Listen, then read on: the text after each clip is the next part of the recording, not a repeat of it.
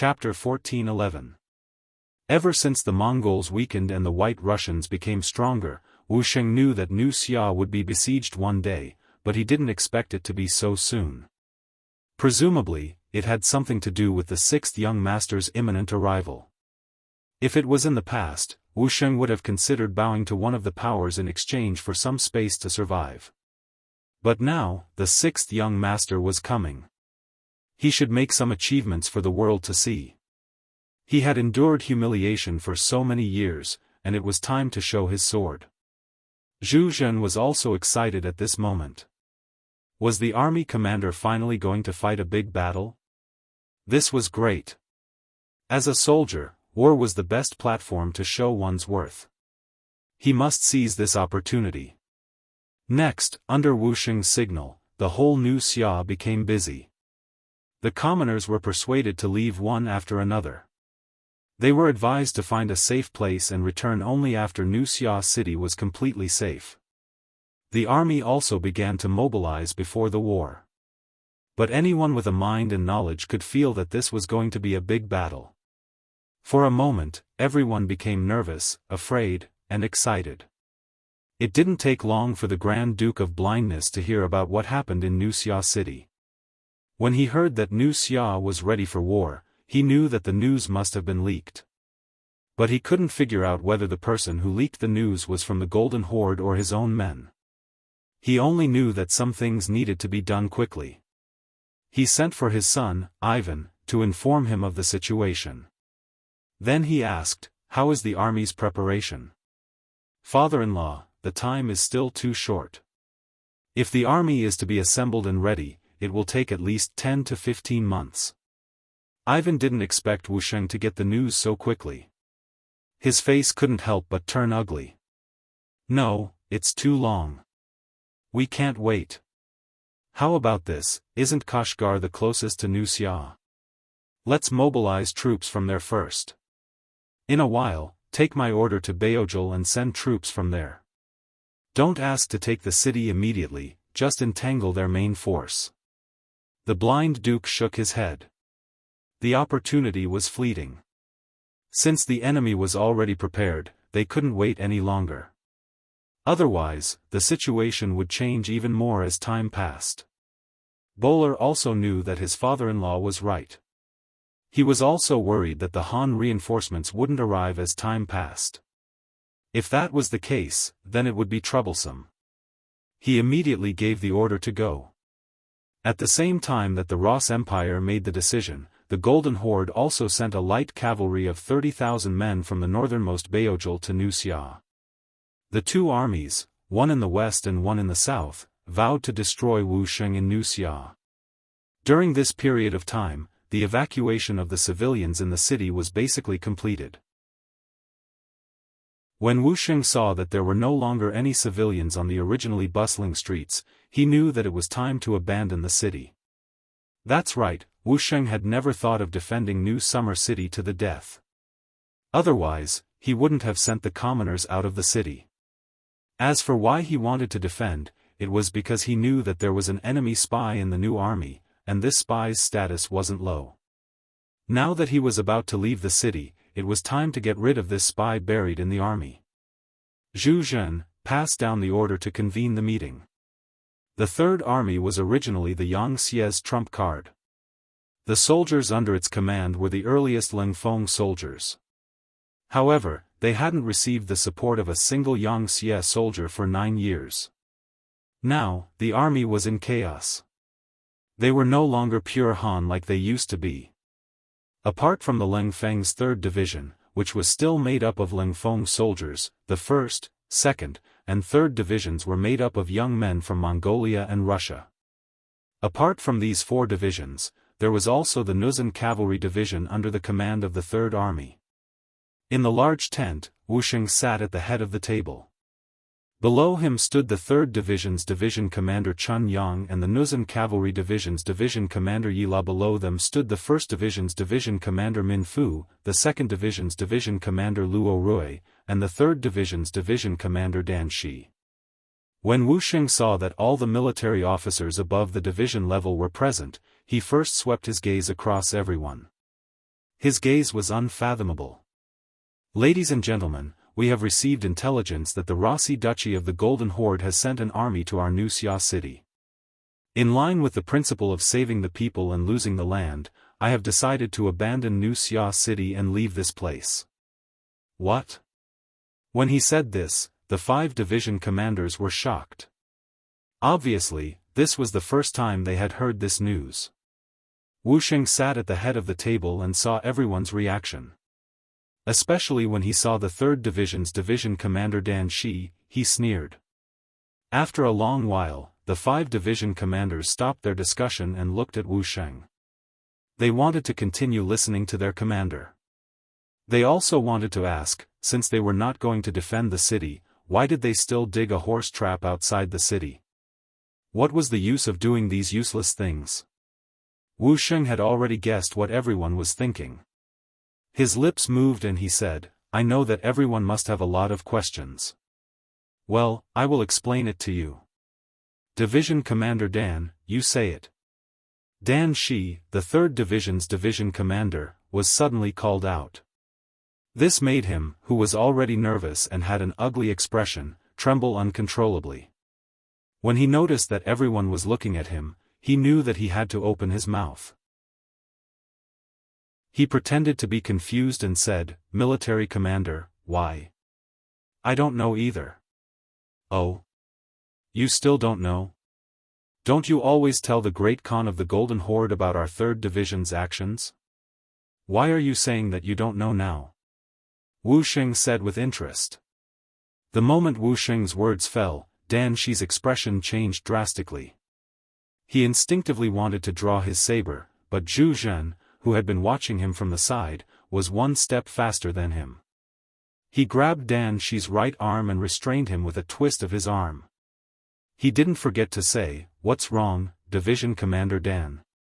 Are you going to reveal your true intentions? Dan Shi rolled his eyes and immediately shouted, It's a misunderstanding. It's all a misunderstanding. Why would I draw my sword? Humph. What you want to do, everyone can see it clearly. Do you think you can still quibble at this time? Men, take him away. Zhu Zhen shouted coldly, and 4 soldiers from the guard regiment walked in from outside the hall. They were holding ropes, and it was obvious that they were prepared. They tied Dan Shi up tightly in no time. Seeing that he could no longer move, Dan Shi knew that his plan was over. He had no choice but to risk everything and shout, Surrender. How can you be a match for the Golden Horde? If you surrender now, I can put in a few good words for you and spare your lives. Shut his mouth and behead him. Wuxia, who was sitting at the head of the table, pulled a long face. He was about to die, but he still wanted to bewitch others. Even if he was killed 1,000 times, it wouldn't be too much. Dan Shi was taken away, and the hall became quiet again. However, it could be seen that everyone's faces were a little ugly, especially the head of the 1st Division, Min Fu. He was originally half Mongolian, and like Dan Shi, he was not a pure Han. He was also worried that the same method would be used on him. But Wuxia changed his angry look and comforted, Dan Shi is willing to be a dog of the Golden Horde. That is his ambition. But he shouldn't betray the 5-star army for his promotion and wealth. So it's not a pity to kill him. But you are different. You are loyal. I know this, and so does Bugnam of Gojoseon. You can relax. With these words, everyone's expression became better. Especially Chun Yang, the commander of the 3rd Division, and Yi La, the commander of the Nuzan Cavalry Division. There was a faint excitement in their eyes. Both of them had fought with Yang Chendong and knew how powerful the 6th young master was. They had received news that the 6th young master was coming from Siberia. They should be able to meet him soon. Thinking that the 6th young master was coming, their bitter days would come to an end. Now was the time for them to perform well. They couldn't help but feel a little excited. Now, they naturally listened to Wuxia's words. Wuxia was also in a good mood. After dealing with the traitor, Dan Shi, he felt more at ease. He ordered, Ganfang will take over the position of the 3rd Division's commander. Everyone else's position will remain unchanged. After the meeting, everyone should prepare to leave the city. This time, I want to disappoint the enemy. They spent a lot of effort but still couldn't find us. To put it nicely, it was a strategic retreat. To put it bluntly, it was a retreat. Wu Sheng had no choice. With more than 30,000 men under his command, he really couldn't fight the enemy head-on. Otherwise, he would be digging his own grave. After the meeting, the division commanders returned to their troops. Half a day later, New Summer City became an empty city. Except for the city walls and houses that couldn't be moved, nothing that could be used in the future was left behind. 2 days later, the 30,000 infantrymen of the Ross Duchy, led by Ivan, were the first to arrive outside New Summer City. When they saw the city gates open, they didn't dare to enter directly. Instead, they arranged for 100 people to enter the city to take a look. Only after he was certain that everyone in the city had left did he enter the city. As soon as they entered, they saw an extremely poor and empty city. After searching for half a day, they couldn't find a single grain of food. As for cattle, horses, and sheep, they couldn't even find their feces. Half a day later, the 30,000 cavalrymen of the Golden Horde arrived and got the same result. Chapter 14:12. Ivan was naturally very angry that Wu Sheng had retreated without a fight. What made him even angrier was that the general of the Golden Horde actually wanted to occupy a city that had nothing. In a fit of anger, he ordered his men to burn down all the houses in New Summer City and tear down the city walls. He even had someone leave a letter on the broken city wall with the words, "Wu Sheng is a coward," written in large letters. Ivan left angrily, leaving behind the general of the Golden Horde, who didn't know whether to laugh or cry. There was nothing to linger about in such a deserted city. He had no choice but to retreat and report back to his superiors. When New Summer City regained its silence and desolation, the scouts sent by Wu Sheng rushed back. When they saw that the city had been destroyed to this point, they were naturally very angry. Especially when they saw the words left on the broken wall, they turned around and left. They wanted to tell the army commander what had happened here and let the army commander make a decision. In the forest not far away, Wu Sheng met the scouts who had returned to report and learned of what had happened in New Summer City.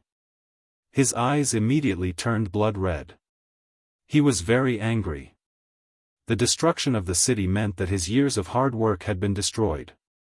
How dare they call him a coward? Did they really think that he couldn't do anything to them? Gather all troops. Target Toph City. Set out. Wu Sheng decided to give them a taste of their own medicine. Although he didn't have the strength to attack a strong city, he had no problem dealing with a few small cities in the Ross Duchy. As long as he was fast enough and retreated in time, there shouldn't be any problems in terms of safety. The army commander made the decision. Although the division commanders thought that it was a little hasty, there was no such military plan before. But when they heard that New Summer City had been completely destroyed, they were all angry. No one tried to persuade the army commander, so they decided to take revenge. Toph City was about the size of a county. It was the northernmost city of the Ross Duchy. There were no more than 1,000 soldiers stationed here, and only about 20,000 civilians. A small city like this had neither resources nor wealth. Very few people would take a fancy to it. Therefore, when Wu Sheng appeared outside the city with more than 30,000 cavalrymen and entered the city without much effort, the people here either ran or fled. Those who couldn't escape would simply close their doors and hide in their homes, not daring to make a sound. Only a few people were injured, and they were injured by the Ross Empire's muskets. However, they were able to take over Toph City. This made Wu Sheng and the others feel less angry. Seeing that it was getting late, they decided to rest here for the night. They would also rob the city's storage of food and leave the next morning. It had only been one night, and there was no prior plan for this operation. Presumably, even the Russian Empire would not be able to find out about his goal. Wu Sheng, who was very confident about this, found a relatively large courtyard and went to sleep.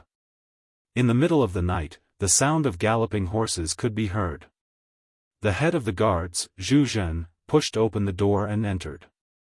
He said with a panicked expression, "Military commander, something bad has happened. There are many people outside the city and they have surrounded us." "There's such a thing?" While feeling shocked, Wu Sheng put on his armor and quickly rushed up the tower. At this moment, several teachers were standing on top of the city gate tower. All of them had solemn expressions. Clearly, they had realized that the situation was not good. After Wu Sheng reached the top of the city gate tower, all he could see were torches. The number of enemies gave him a feeling that it was impossible to count. "Military commander, it's too dark. We can't see how many enemies are coming. We also don't know which direction to charge in. What should we do?" 3rd Division Commander Chunyang walked over and asked for military orders. Wu Sheng was not a god. If others couldn't see clearly, he naturally couldn't see clearly either. However, as a military commander, he still had the calmness that he should have. "Don't panic.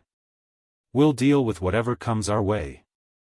Since we've been surrounded, we won't be able to figure out if there's an ambush outside. We might as well stay here and wait for reinforcements to come and rescue us. When the time comes, a bad thing will turn into a good thing." Although he said it so confidently, it frightened the other teachers. They were waiting for the military commander to decide which direction to break out of the encirclement, but they didn't expect that they would have to defend the city. Seeing that everyone's expression was not good, Wu Sheng said confidently, "What? Have you all forgotten? The 6th young master will be here soon. As long as we spread the news, it won't take long for reinforcements to arrive. We are no longer homeless children, rootless duckweeds." "Yes, yes." Chunyang nodded. "Then we'll defend the city. There's a lot of food in the city. We can hold on for a while until the 6th young master arrives. That will be the time for us to take revenge." Division Commander Yi Dai was also excited. As high-ranking officers who joined the 5-star army early on, they all treated Yang Chendong like a god. It was as if as long as the 6th young master arrived, there was nothing that couldn't be solved. Since the 2 teachers had expressed their opinions, the other 3 teachers couldn't say anything. Although they didn't know why everyone was so confident, the discipline in the 5-star army was strict. Once the military commander gave an order, everyone had to follow it. Otherwise, they would be beheaded. Seeing that everyone agreed, Wu Sheng said, "If that's the case, then send someone out to deliver the message. We have to inform the 6th young master as soon as possible." Is Vice Division Commander Lu Dai here?" "I am here." The Deputy Division Commander of the Nuzhen Cavalry Division, Lu Dai, stepped forward. "The 6th young master knows about you. This time, you'll be the one to deliver the message. Don't worry, you'll only take a few people out. They'll only treat you as a decoy and won't chase after you. Remember, before we find the main force, we can't rest for a moment. The hope of the 3rd Army is all on you." Wu Sheng walked up and patted Lu Dai's shoulder. "Yes." Lu Dai felt a lot of pressure. He saluted and repeated, "Please don't worry, even if I die from exhaustion, I won't rest for a moment before we find the main force." Lu Dai left with less than 100 cavalry out of the city. Sure enough, as Wu Sheng had said, the enemy soldiers on the outer perimeter only stopped them for a moment, and then let them go. With the help of the enemy's torches, Wu Sheng heaved a sigh of relief when he saw that Lu Dai and the others had broken out of the encirclement. He then confidently said to everyone, "Leave a small group of people behind to guard the city. The rest of you can go back and sleep. Don't worry, it's so dark. We can't rush out and the enemy won't rush in." Being able to remain calm even if Mount Tai collapses in front of you was the style of a general. On this point, Wu Sheng had done it. In fact, his heart was not as calm as it seemed on the surface. He did not know where Yang Chendong had gone with the main army, nor did he know if Lu Dai could find them. However, as the commander of an army and the main general of the army, he had to cheer everyone on at this moment. Outside Tove city, Ivan was leading 70,000 White Russians to the city gate. They were waiting for Wu Sheng to escape. Their muskets were loaded with solid cartridges, their horses were saddled, and their soldiers were ready to provide support to the enemy at any time. Ivan was the one who burned down New Summer City and left the message. He didn't want to leave an empty city for the Golden Horde's army to live in, but he was also preparing to lure Wu Sheng into action. Previously, his relationship with Wu Sheng was quite good, so he had a good understanding of this person. He knew that such a hot-blooded man couldn't be provoked. So after he left New Summer City, he sent out a large number of scouts to keep an eye on these small cities. His intuition told him that Wu Sheng wouldn't let this go so easily. Sure enough, just as he met up with the 50,000 reinforcement sent by the duchy, he received a report that the Third Army was spotted outside Tove city. Immediately, he rushed over with his army and blocked the way. Ivan was satisfied, but he didn't let his guard down. After all, it was night time. The enemy couldn't see him, and he couldn't see them either. So he immediately ordered his men not to attack unless they had his orders.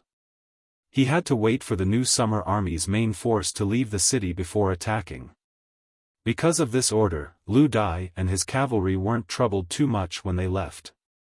But after half a day, they still didn't see any movement in the city. This time, General Shigal was suspicious. Gongzi, could it be that Wu Sheng who escaped just now? Impossible. Without any hesitation, Ivan said with certainty, Wu Sheng is a man with a strong sense of pride. Running away from a battle is not something he would do. Because they were once friends, he dared to say this with confidence.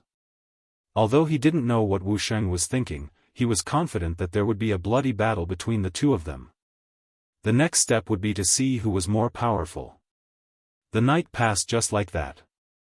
Compared to the 5-star army, the White Russian army outside the city was much worse off.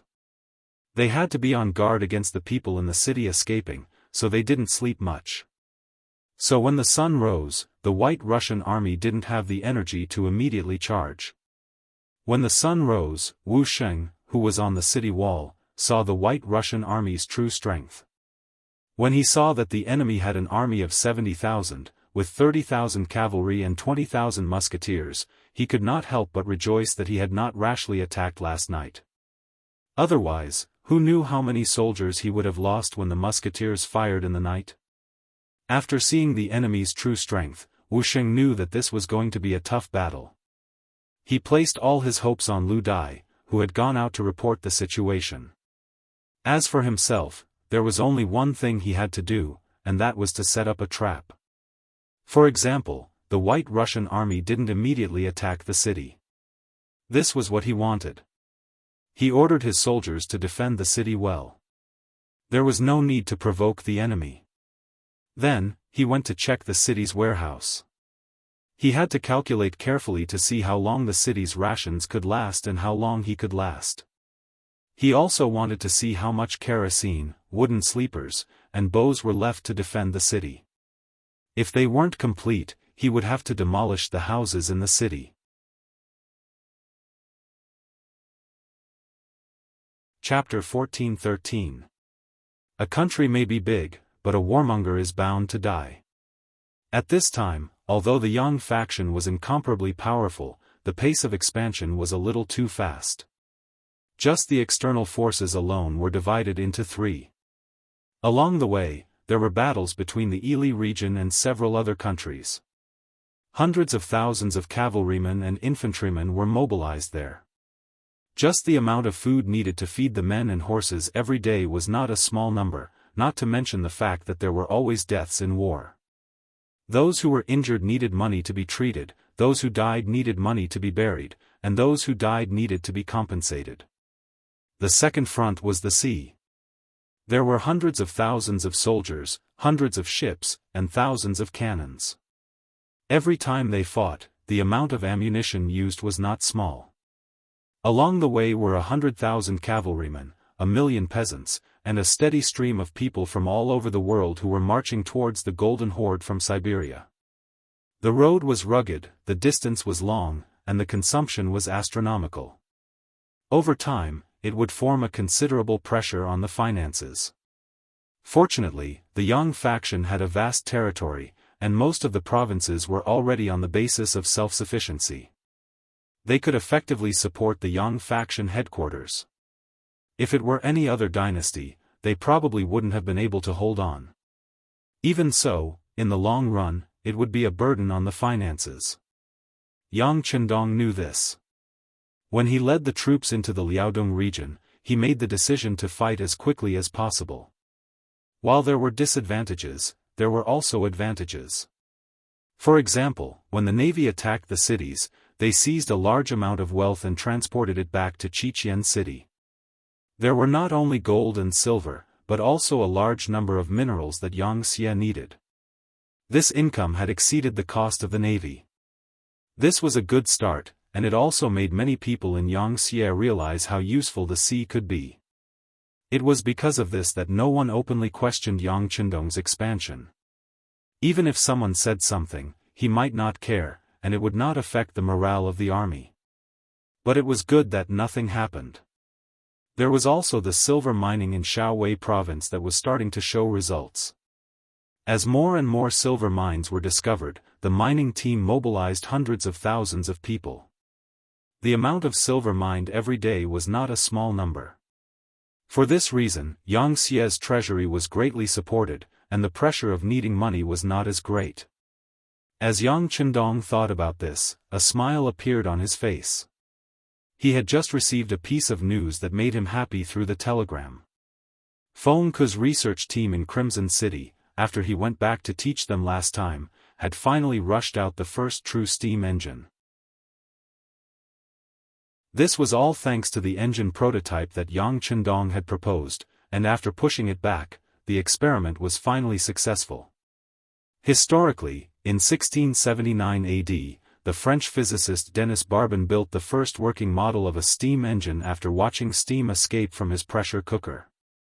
His contemporary, Samuel Morin, also proposed the idea of a steam engine. Now that they had appeared more than 200 years earlier, Yang Qindong did not dare to imagine how great of an advantage they would have. Although the vacuum steam engine was now used to pump water into the mine, the principle was that after steam was introduced into the cylinder, the valve was closed, and then cold water was poured into the cylinder. When the steam condensed, it created a vacuum. The air pressure on the other side of the piston pushed the piston.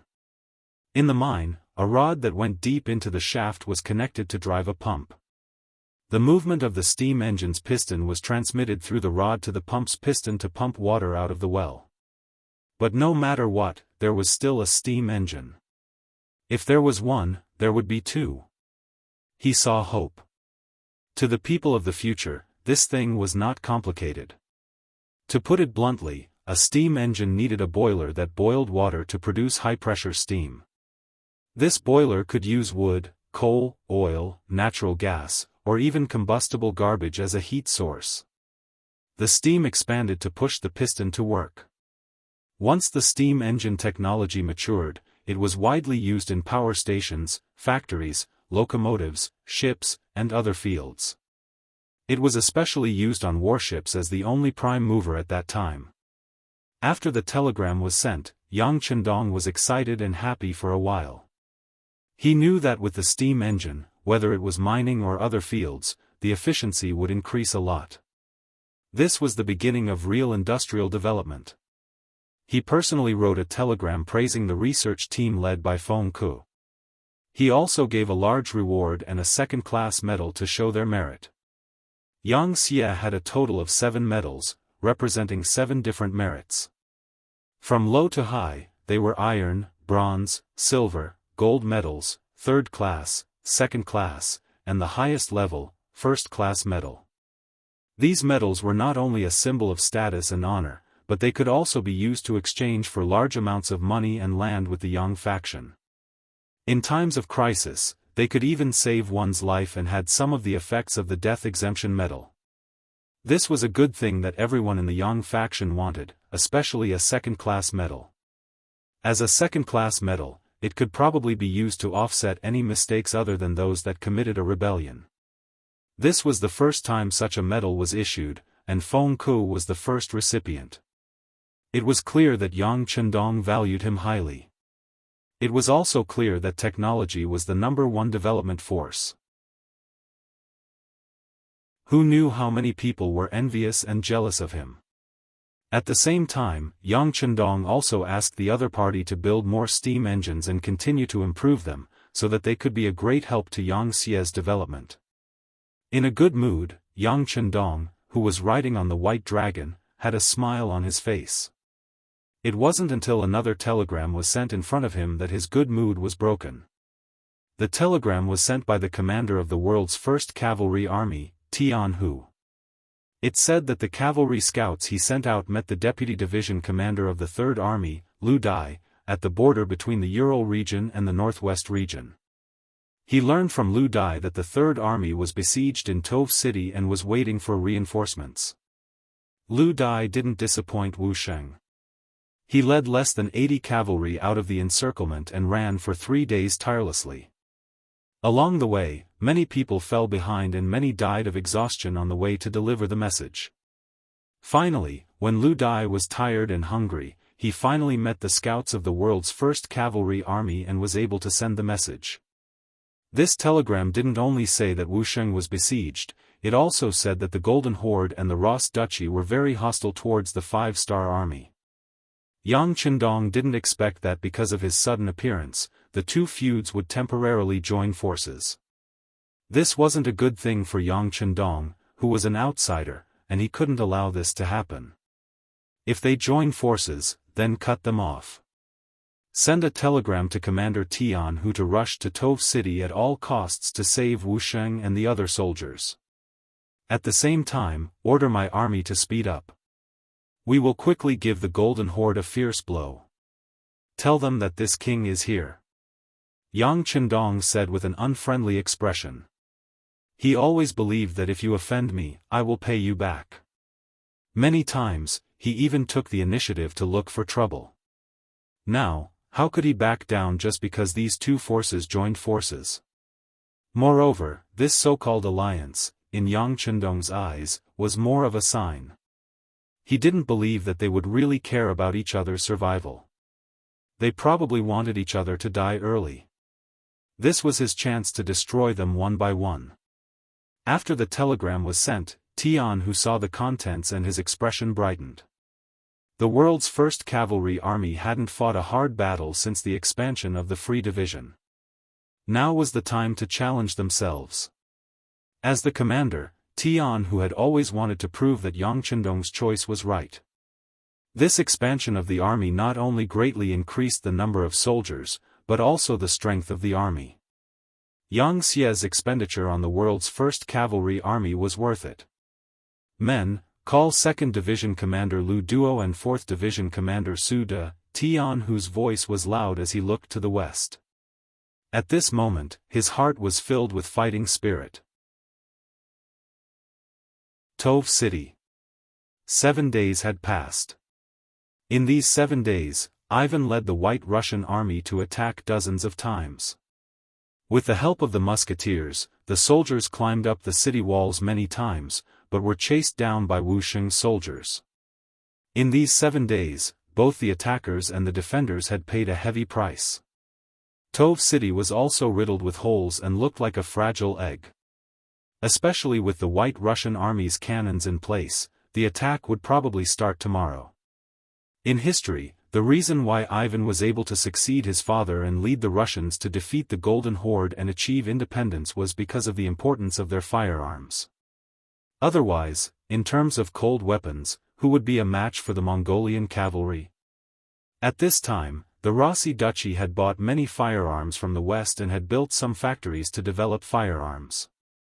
In history, they were a military power, but now they were just in the embryonic stage. Even so, under the constant pressure of the Golden Horde, the Rossi Duchy's progress was quite fast. Although their foundation was weaker, in terms of combat strength, they were much stronger than the great Ming dynasty. This was what it meant when there was pressure, there was motivation. Relying on the flintlock in his hand, Ivan didn't suffer much during the siege, and it was only a 1 versus 2 battle. As the cannons were sent to the front line, one could imagine that the initiative was completely in his hands. As expected of a general, you actually forced me to this point. General Wu, tomorrow I will not hold back. Ivan stared fiercely at Toph City, which was 2 miles away, with his large, spirited eyes. After that, he turned around and left. He admired Wu Sheng and gave him absolute respect, which was to attack with all his might. Even so, he still let Wu Sheng defend the city for 7 days. Ivan could not help but sigh at Wu Sheng's strength. However, he knew that with the appearance of firearms, individual bravery was no longer important. Tomorrow, he would definitely break into the city. At that time, he would give Wu Sheng a chance to return to his side. Otherwise, he would have to kill him.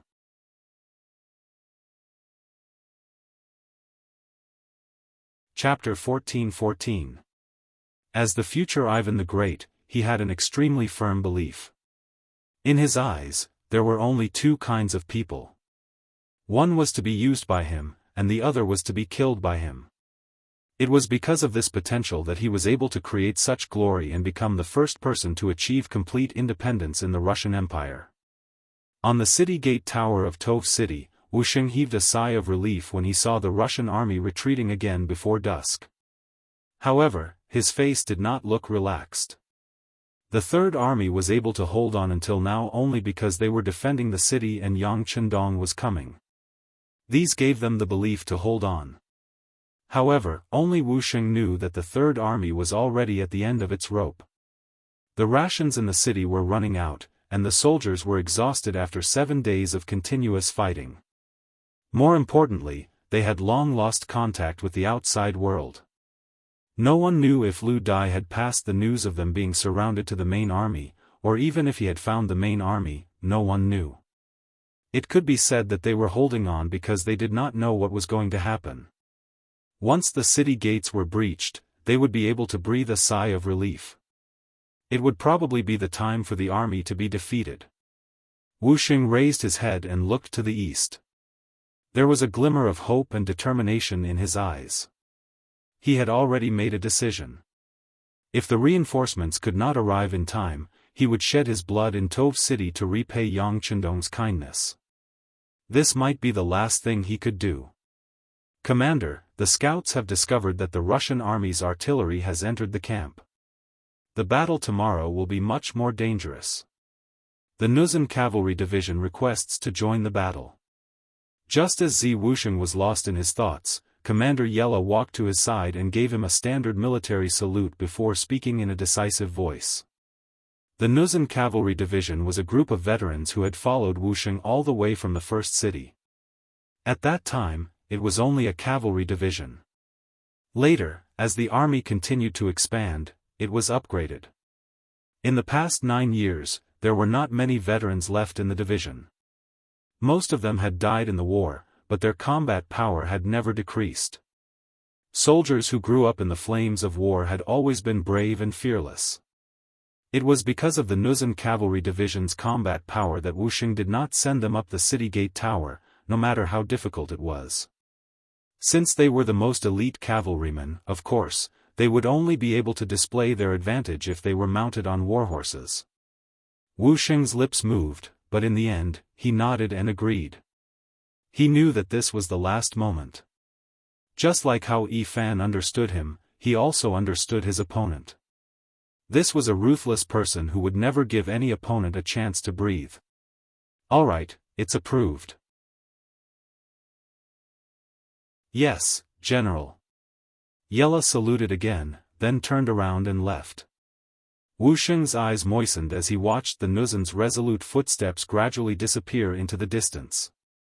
He knew very well that the Nuzhan Cavalry Division only had a little more than 8,000 people, and the White Russians still had 20,000 cavalry that had not moved.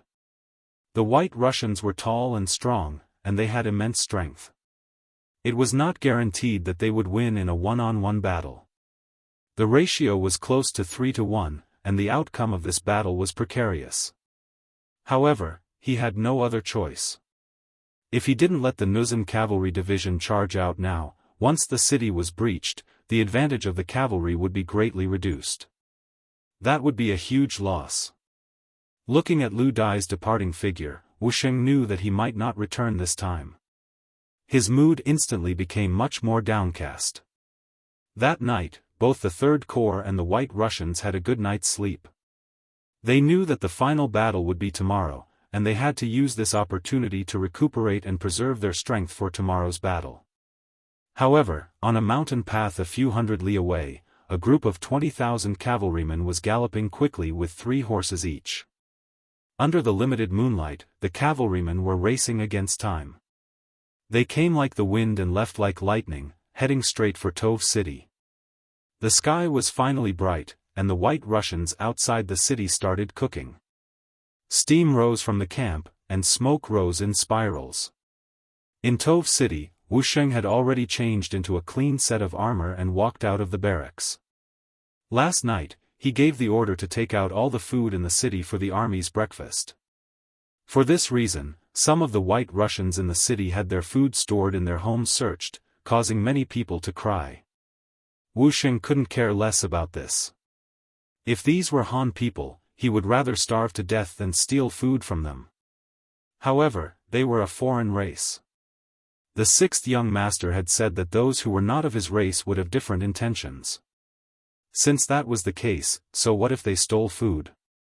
What could they do to him? If they wanted to blame someone, they could only blame the White Russians led by Ivan outside the city. Both sides seemed to have foreseen something, and neither side was in a hurry.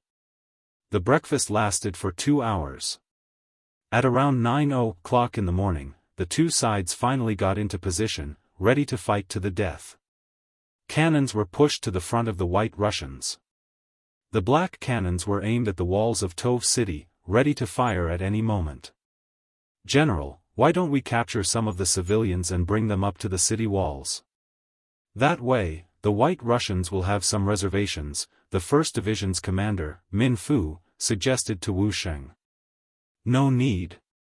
Wusheng shook his head without hesitation.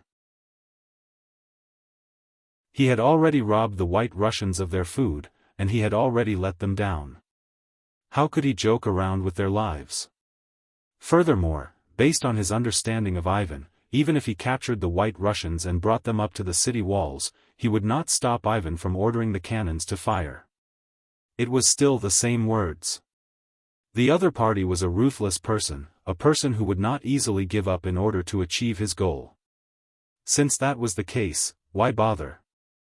Not only would it disgust Ivan, but it would also disgust him. After rejecting Min Fu's suggestion, Wusheng looked to his side. When he did not see Commander Yella, he knew that Yella was ready. With a sigh, he raised his head again, and his eyes were filled with determination.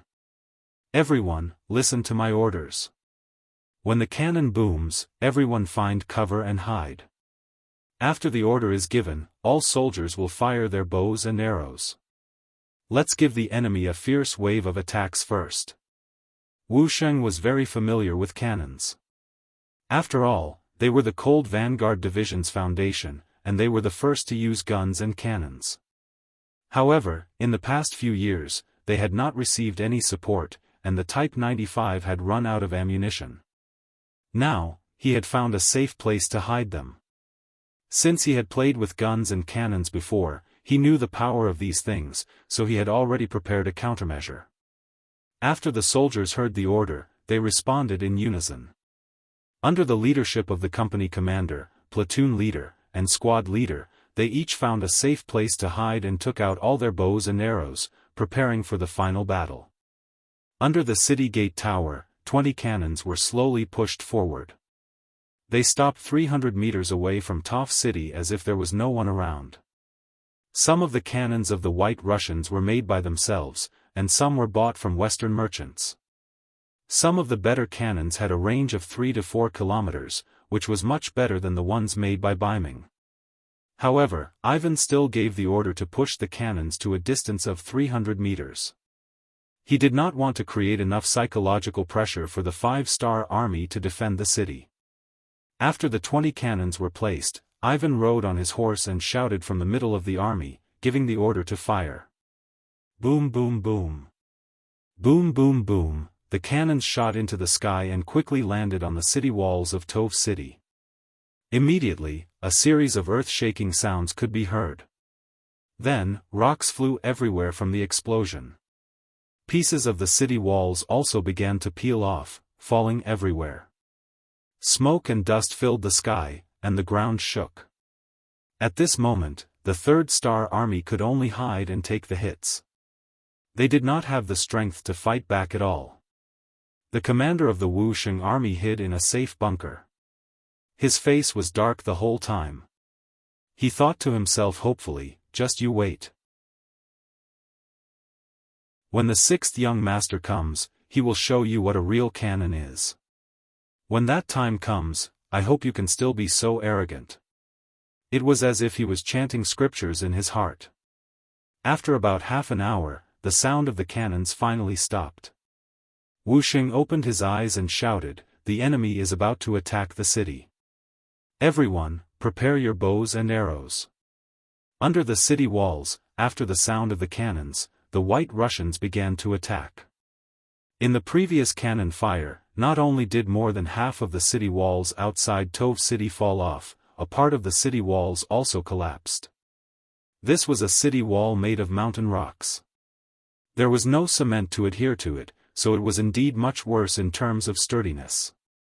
There was a serious gap in the city walls, and the White Russians moved forward along the collapsed corner. The White Russians at the front were soldiers with shields in their hands.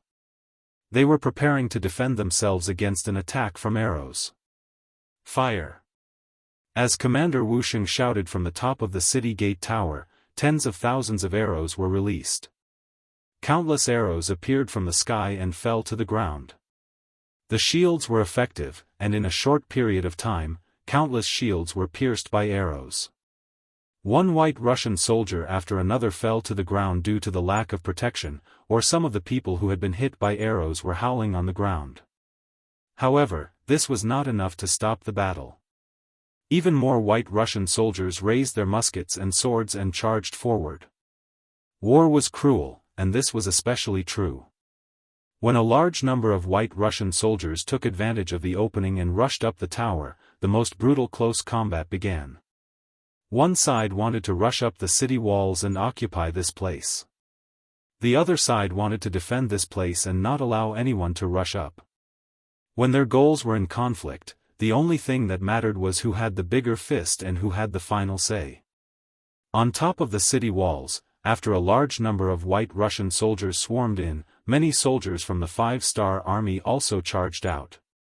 They held swords, sabers, and spears in their hands as they charged at the White Russian soldiers who were much taller than them.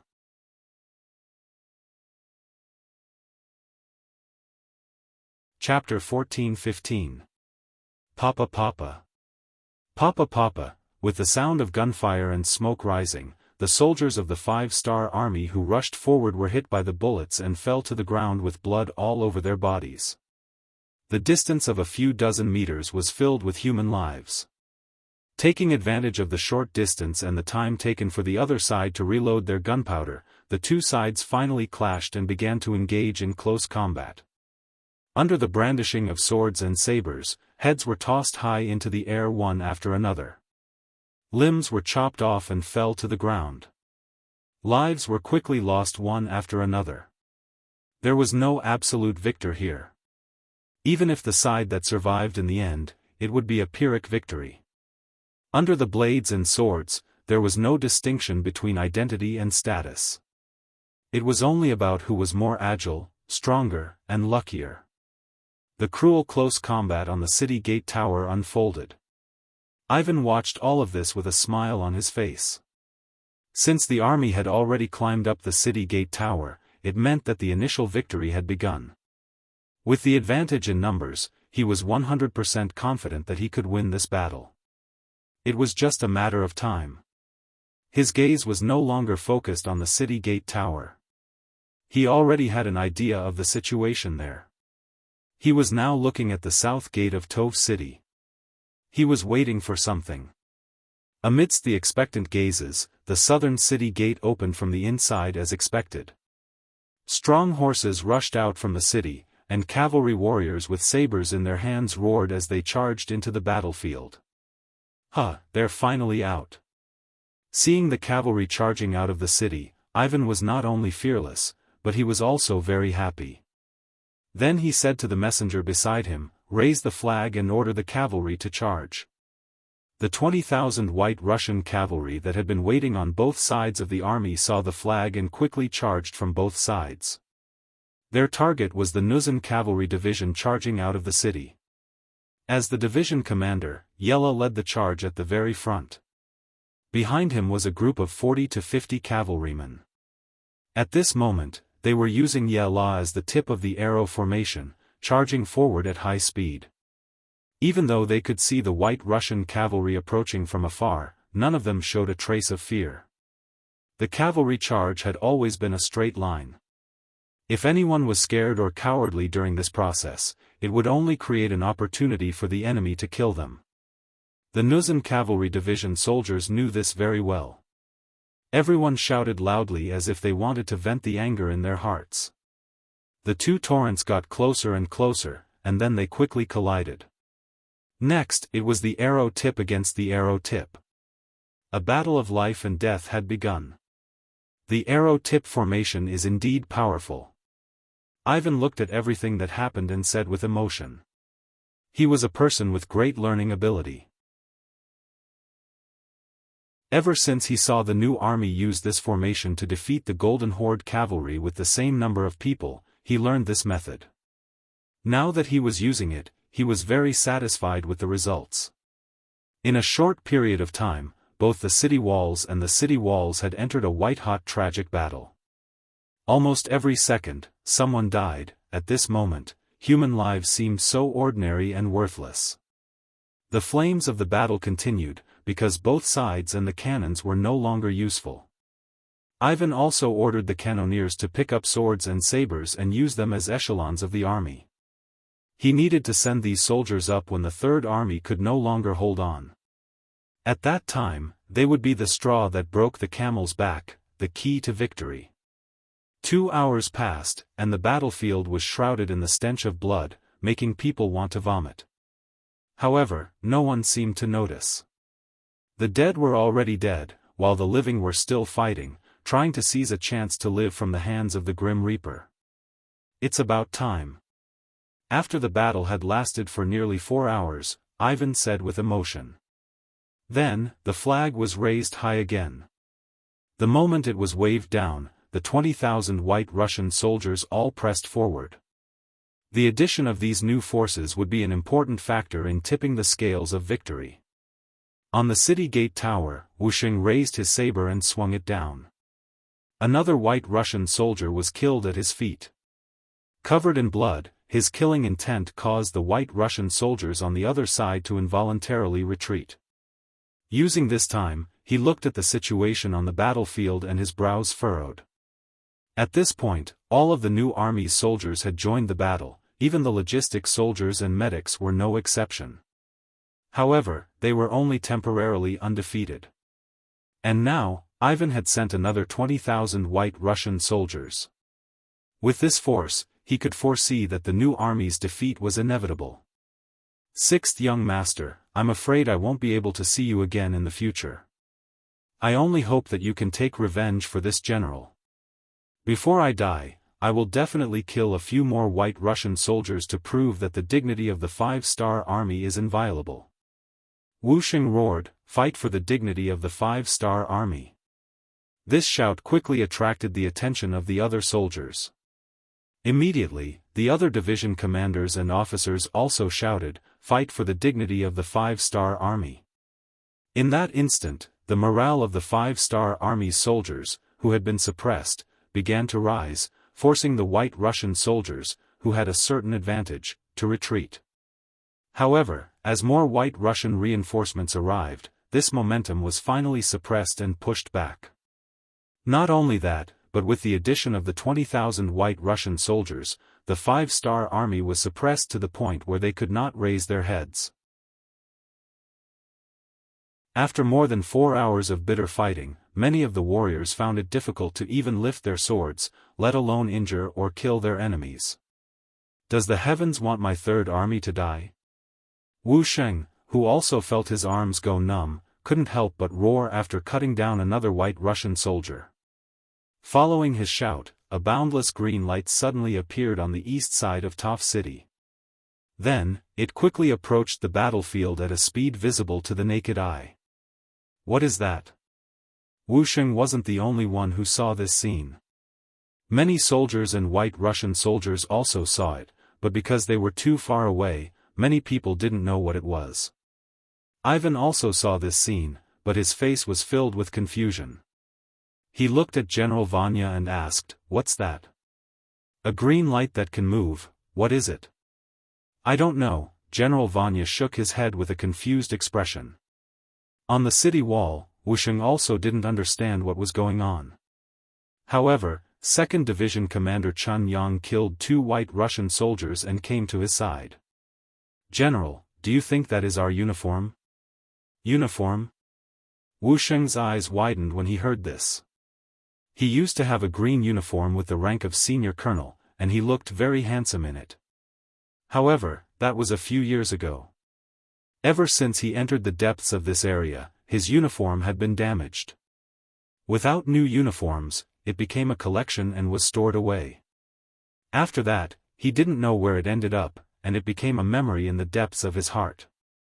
Now that Chun Yang reminded him, a memory that he hadn't seen for a long time instantly popped up in his mind. When he saw the green light getting closer and closer, Wu Sheng shouted excitedly, "Yes, that must be the color of our uniform. That is our reinforcements, our reinforcements are here." As he shouted, Wu Sheng didn't forget to wave his hands and shout. His appearance quickly attracted the attention of the other soldiers. The originally low morale and weak army seemed to have been rejuvenated after hearing the commander's words. Suddenly, they were filled with energy. When they raised their swords, they found that they were no longer as weak as before. The reinforcements were here, which meant that there was hope. There was also meaning in persevering. At this moment, everyone's potential was stimulated, and they were filled with energy again like hungry men who had seen delicious food. The soldiers of the 3rd star were like middle-aged old men who had been rejuvenated. They actually managed to push the White Russians back dozens of meters in a very short period of time, and had a 50-50 standoff on the city gate tower. On the open ground outside the city, Yella was fighting a bloody battle with the White Russians with bloodshot eyes. In 4 hours, more than half of his cavalry division had been killed or injured. If it weren't for the strict military discipline, and if it weren't for the fact that he was still persevering on the battlefield, the army would have been defeated a long time ago. When he shouted to fight for the dignity of the 5-star army on the city gate tower, Yella had already decided to fight to the death. Since he thought that killing 1 was enough for him and killing 2 was enough for him, he was ready to die. It was also at this moment that he saw the green tide, and he saw the appearance of hope.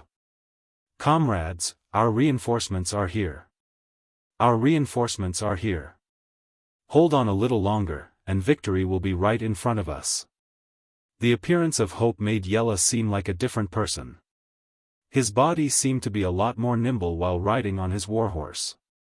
Whether it was on the city gate or below, the 3rd star army began to counterattack, and brought pressure to the White Russians. Ivan, who was standing in the middle of the army, felt all of this. He also saw the approaching green tide and knew that Wu Sheng's reinforcements must have arrived. Where did their reinforcements come from? And they're all cavalry? Could it be a trap set by the Golden Horde? General Vanya asked with a puzzled expression. No, the cavalry of the Golden Horde doesn't have such a uniform. It should be the 5-star army.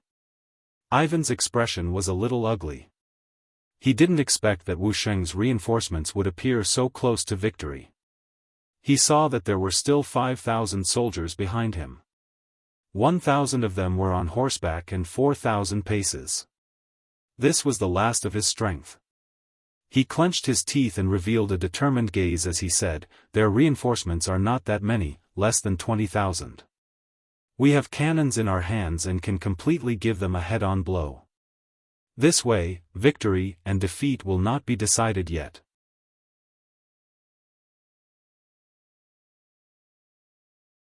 Chapter 14-16. Ivan didn't want to give up just like that. In his eyes, Wu Sheng was an outstanding general. It was a blessing to have such a person as a friend. If he was an enemy, then he had to be eliminated. Otherwise, it would always be a big problem. The war had already reached this point. If he gave up now, he really didn't know when he would be able to surround the other party again. He might as well go all out and put all his forces into it. It was just the right time to test the combat power of the so-called 5-star army. He put all the 2,000 reserve troops in place, and all the cannoneers were in place. They began to adjust the direction of the cannons. They were just waiting for the green tide to enter the range to give them a good show. The green tide coming from afar was the world's first cavalry army. Led by Commander Jianghu, they were led by 2nd Division Lu Duo and 4th Division Su Ku. In addition to the military guard regiment, there were a total of 18,000 people. 1 man and 3 horses, led by Deputy Division Commander Yi Dai, finally arrived outside Tove City at the last moment. Still far away, the chaotic scene outside the city fell into the eyes of Tianhu and the generals. At the same time, with the help of binoculars, the 20 cannons of the White Russian army were also clearly seen. They had already learned from Yi Dai that the White Russian army was good at using firearms, and the caliber of the cannons in their hands was not small. It was precisely because of this that they gradually became evenly matched with the old power of the Golden Horde. Cannons? They can deal with the Mongolian cavalry, but they are still a little lacking if they want to deal with the world's first cavalry army. Tianhu's eyes revealed a look of contempt, but when he gave the order as he rode, he was very cautious. He said to Hu Helu, who was already the head of the guards, "Inform everyone that the other party has cannons. Don't let them hit them. Tell the soldiers to disperse and advance. Change the arrow formation to a 3-3 formation. These are solid cannons. They won't explode, so it's not a big deal. Also, inform 2nd Division Lu Duo to bring people to destroy the enemy's artillery position. Don't let them stand there and make people hate them." "Yes, Commander." After Hu Helu agreed, he quickly went to send the message. Not long after, the cavalrymen who were originally running in a group dispersed and ran forward in groups of 3. The change in the formation of the world's number 1 cavalry army made it difficult for the White Russian artillerymen who were adjusting the direction of the cannons. This was the first time they had seen such a scattered formation. Without a concentrated enemy, even if the cannons fired, the casualties would be limited. Moreover, each cannon shell was expensive to make. It was not worth it to waste them like this. "Fight, don't be afraid of wasting." Ivan's expression turned ugly. He didn't expect the 5-star army to react so quickly. Especially the cavalry, they actually changed their formation while running. Not only was there no chaos, but they were also very orderly. Just based on this point, they were not any weaker than the 3rd-star army. The stronger the army, the more Ivan couldn't let them survive. No matter what, he still had the initiative on the battlefield. The 3rd-star army was about to be destroyed. As long as he blocked the reinforcements from the 5-star army, after dealing with the 3rd-star army, he wouldn't let a single person from the 5-star army escape. Pass down the order, split the cavalry into half to block the enemy's attack. Order the infantry to attack faster and finish off the 3rd-star army as soon as possible. Ivan didn't have any intention of backing down. He was even prepared to eliminate the reinforcements from the 5-star army. Although the appearance of the reinforcements was out of his expectations, there were only 10,000 of them. He didn't put them in his eyes. On the battlefield, he still had at least 50,000 soldiers. On the other hand, the new Third Army only had about 10,000 soldiers. Even with the addition of 20,000 reinforcements, he still had a huge advantage in terms of military strength. What was there to be afraid of? Ivan, who was determined to finish off the Third Star Army, didn't realize the existence of danger. He also didn't know the strength of the enemy in front of him. On the contrary, if they were on the grasslands, mentioning the number 1 cavalry army in the world of the 5-star army, many opponents would be afraid before they even fought. They wouldn't be able to calmly fight to the death like this. Ivan's order was passed down, and the artillery was ready to fire. Some of the cavalry on the battlefield also adjusted their direction and went straight to Tianhu's army in the distance. Good. Seeing that there were enemy cavalry blocking the road ahead, Tianhu's face flashed with excitement. This time, after attacking the Far East with Yang Chendong, he didn't have a chance to fight to his heart's content. The opponents he encountered were so weak that they couldn't withstand a single blow. He hoped that the White Russian army wouldn't disappoint him this time. On the battlefield, generals hoped that their opponents would be weaker so that their chances of winning would be higher. It was rare for Tianhu to think like this, but it was enough to prove his confidence in the cavalry under his command. The green tide finally entered the battlefield from the northeast under the eyes of tens of thousands of people. What greeted them was 20 iron bullets. They came from afar, leaping towards the number 1 cavalry army. Faced with the roar of the cannons, even the well-trained warhorses of the White Russian army seemed a little restless. However, Tianhu's army didn't have any reaction. Their charging speed didn't decrease in the slightest. Most of the soldiers didn't even try to dodge. They just pressed their bodies against the backs of their horses to reduce the wind resistance. Under the 3-3 system, the effect of the solid cannonballs was very limited. Except for a few soldiers who were unlucky and were hit by the iron bullets, most of the cavalry charged towards the White Russian army without slowing down. The distance between the two sides was rapidly closing. 800 meters, 600 meters, 300 meters, 100 meters, 80 meters. Seeing that the battle was about to begin, many of the White Russian cavalrymen had already raised their sabers above their heads and were ready to chop down. The soldiers of the world's number 1 cavalry army who were lying on their horses finally made their move. At some point, a crossbow had appeared in their hands. Then, when they were less than 40 meters away from the White Russian cavalrymen, they pulled the trigger and fired the Big Dipper crossbow. One arrow after another flew towards the target. With the continuous development of the steelmaking industry, the Crimson City arsenal had modified the Big Dipper crossbow. Not only were the springs more powerful, even the arrows had become sharper. After testing, they could break through 4 centimeters of planks within 80 meters, 6 centimeters of planks within 50 meters, and 5 centimeters of armor within 40 meters without a problem. This time, Tianhu's Big Dipper crossbow had used such sharp arrows. When the arrows were fired, at such a close distance and without any warning, the sound of arrows piercing flesh could be heard. Following this, the White Russian army fell from their warhorses one after another. Because the warhorses were too fast, it was impossible to see what had happened from the distance. After the two horses collided, the White Russian army fell from their warhorses and collapsed on the ground.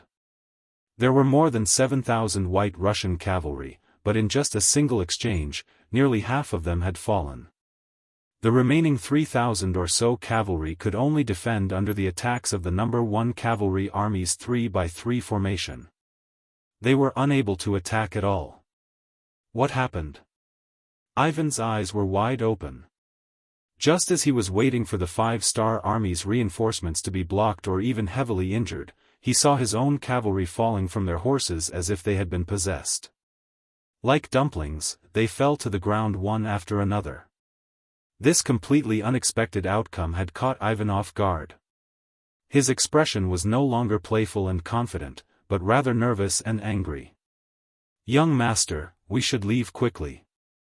These Han people are too powerful. They have already broken through our cavalry formation and are rushing over. Seeing that the situation was not good, Vanya hurriedly shouted. Ivan was the favorite son of the Grand Duke of Blindness and the most likely descendant to inherit his legacy. If something really happened to him here, not only would he be punished, but even the family behind him would be punished and killed without leaving a single one alive. Vanya was extremely nervous as he felt threatened. On the contrary, Ivan wasn't afraid at all. On the contrary, he drew his saber and shouted, "Don't be afraid, the enemy's numbers are inferior to ours. We just need to charge and destroy their attacks. Victory will still belong to us in the end. Come, charge with this general."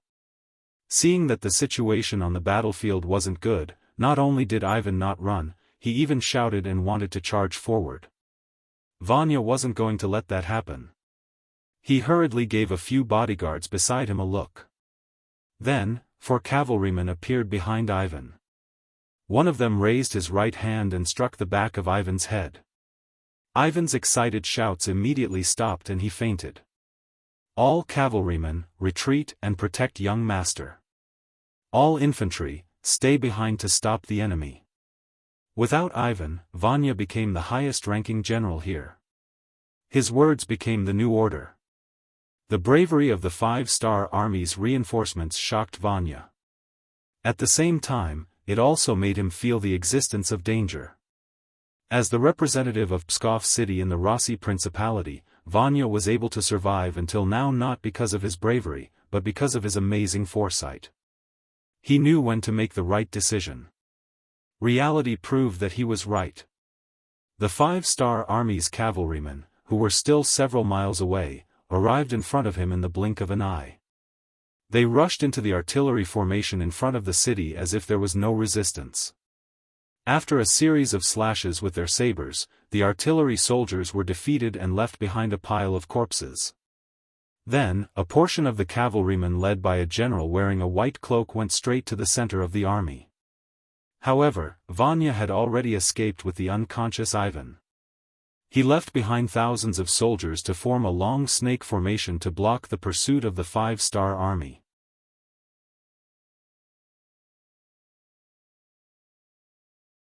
Chapter 14-17. Vanya immediately took the young master and fled. Due to the urgency of the matter, he didn't even leave behind a proper sentence. This was the White Russian soldiers who had bitterly stayed behind. Without a commander, the other generals didn't know what to do next. It was inevitable that a trace of chaos would appear in the army. At this moment, Jianghu and the others launched a fierce attack. They used the Big Dipper crossbows to shoot at the enemies from afar, while they used the divine sabers to slash at the enemies at close range. In just half an hour, the first deserter appeared in the White Russian army, followed by a second, a third, and an increasing number. The valiant strength displayed by the world's #1 cavalry army quickly frightened the White Russian soldiers. When they discovered that their opponents were extremely strong, ferocious, and equipped with excellent equipment, they were far from being a match for them. Wuxia gave a loud shout and launched an all-out counterattack from the center of the city. The White Russian army's morale finally hit rock bottom, and they began to disobey orders and flee in a large area. The commander wasn't present, and there were no unified orders. In addition, the world's #1 cavalry army was so valiant that no one could stop them wherever they went. Although they still had the advantage in terms of numbers, no one was able to form a unified resistance in a situation where the morale of the army was low. Even the White Russian cavalry that was fighting with the Nuzan cavalry left behind thousands of corpses and fled. Victory! Victory! Seeing that the Russian army had already escaped from the battlefield, and only his brothers were left outside the city walls, Wuxia suddenly shouted.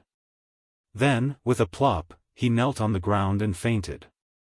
After fighting for such a long time, under great psychological pressure, he suddenly relaxed at this moment.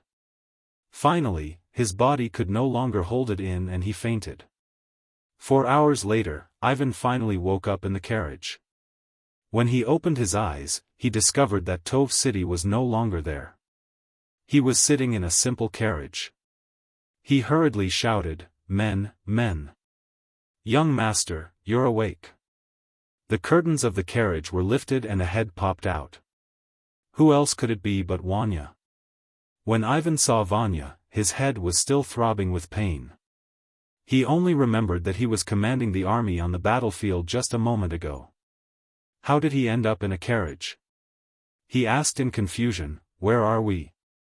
"Young master, we are returning to Moscow," Vanya explained while observing Ivan's expression. "Return to the city?" Ivan felt that his head was not as painful as before, so he asked, "Why did you return to the city? Was Wuxing's third corps destroyed?" Evidently, that blow had indeed stunned Ivan, so much so that he still couldn't recall what had just happened. Vanya had no choice but to explain everything that had happened outside Tove City. When he talked about how he had no choice but to knock Ivan out, his voice became much softer. This kind of action was somewhat disrespectful to his superior. If Ivan insisted on making an issue out of this matter, he was afraid that he would suffer a lot. When he continued to talk about how the cavalry of the 5-star army defeated the White Russians very quickly, he still had a lingering fear in his heart. He clearly didn't expect the cavalry to be so powerful and capable of fighting. Ivan was completely awake now. After listening to the entire process of the battle, he wasn't too angry. After all, as the future Emperor Ivan, he still had this bit of tolerance.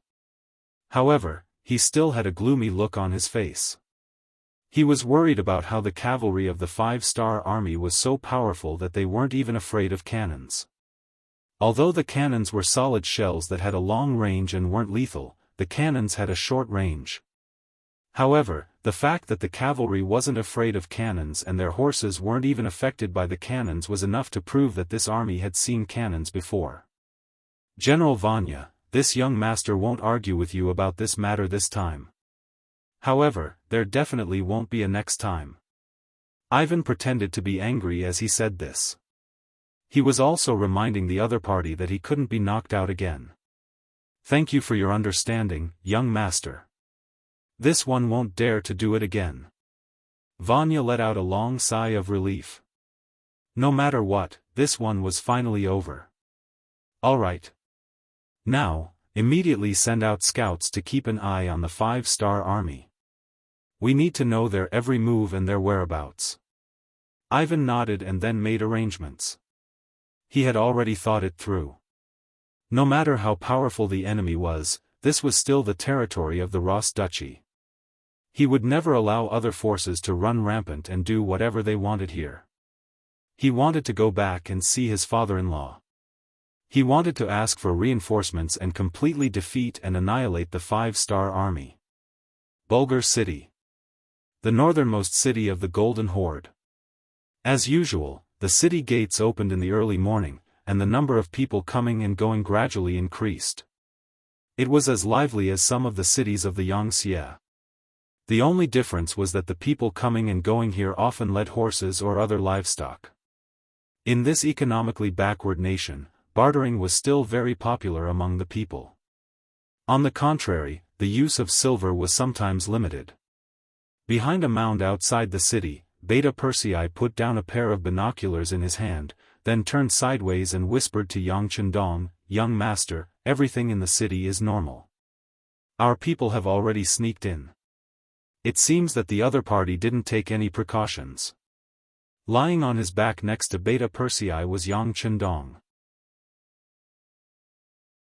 At this time, he was holding an unknown grass stick in his mouth and looking at the blue sky above his head. Today's weather was good. The sky was blue, and there were a few cotton candy-like white clouds floating in the sky. It gave off a poetic and picturesque feeling. Tian, whose telegram had arrived yesterday. He had already joined forces with Commander Wu Sheng. Considering that the army had suffered heavy losses and had more wounded, they were heading to a Russian city called Uxino. They wanted to take the city and use it as a base for the army to rest and recuperate. In the telegram, Tianhu explained that the White Russians had cannons and muskets. He also said that although the enemy's cannons were solid shells, they could shoot up to 3 miles away. In terms of range, they were already the strongest enemy the 5-star Corps had ever come into contact with. He asked if they could send a cold front unit to help them suppress the enemy's firepower on the battlefield in order to suppress them in the future.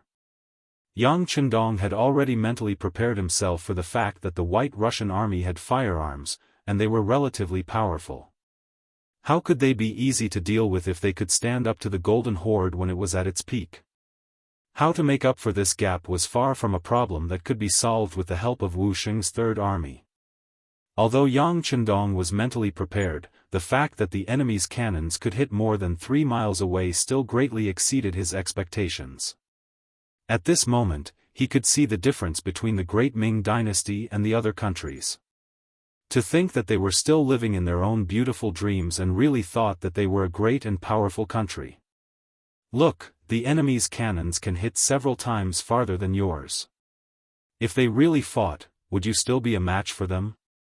In history, the Rossi kingdom had been suppressed by the Mongols too much and needed time to recuperate. Furthermore, their territory was large enough and their population was not large, so they did not have such great ambitions. Otherwise, they would have been able to push their way over from land and end the rule of the Great Ming Dynasty without even needing to do anything. As he sighed in his heart, Yang Chendong felt even more pressure. Outside of the Great Ming Dynasty, the Western countries were undergoing all kinds of reforms and rising. If he did not take advantage of this period of time to destroy them before they became fully powerful, it would be even more difficult to deal with them in the future. He was pressed for time. Yang Chendong would naturally fulfill the request in Tianhu's telegram. He had already sent a telegram to the army headquarters in Qiqian City when he left the Far East region and asked them to send an elite Cold Vanguard division to help him. Due to the importance of the Golden Horde and the Russian Empire, they had sent the elite 2nd Division of the Cold Vanguard Division, Xiaofeng. Through the telegram, he knew that they had already entered the Aral region and were not far behind him. He sent out a telegram and asked Division Commander Xiaofeng to send a regiment to meet up with Commander Tianhu. The reason Yang Chendong only sent one regiment was because he had his own plans. Faced with 2 enemies that could be described as huge, he would definitely not attack both sides with only 100,000 soldiers. He wanted to fight them one by one. The conclusion he came to was to attack the Golden Horde first, while the Russian Empire would focus on defense. If it was only to defend the city, a Cold Vanguard division with their cannons and muskets should be enough to stabilize the situation. At the same time, he had to speed up his attack on the Golden Horde. His first target was the city of Bulgar. A while ago, the Golden Horde had sent troops to New Xia City from here, destroying Wu Sheng's years of hard work. He would avenge this grudge on behalf of his subordinates. Considering the lack of information at that time, the appearance of the 5-star army should not have attracted much attention in the Golden Horde's territory. What he needed to do now was to take over as many cities as possible before the news was made public. He needed to create a place to store all kinds of supplies and lay down a sufficient foundation for his attack on the Golden Horde. Now that he had a military objective, the next step was to implement it. After discussing with Shi Bi and the others, they suggested that they should infiltrate Pyoga before the battle. After all, most of the people in the city were Mongols. There were also a small number of White Russians. In the new Second Army, there were quite a number of such soldiers. Infiltrating the city would not be a problem. This would allow them to coordinate with the enemy from the inside and outside.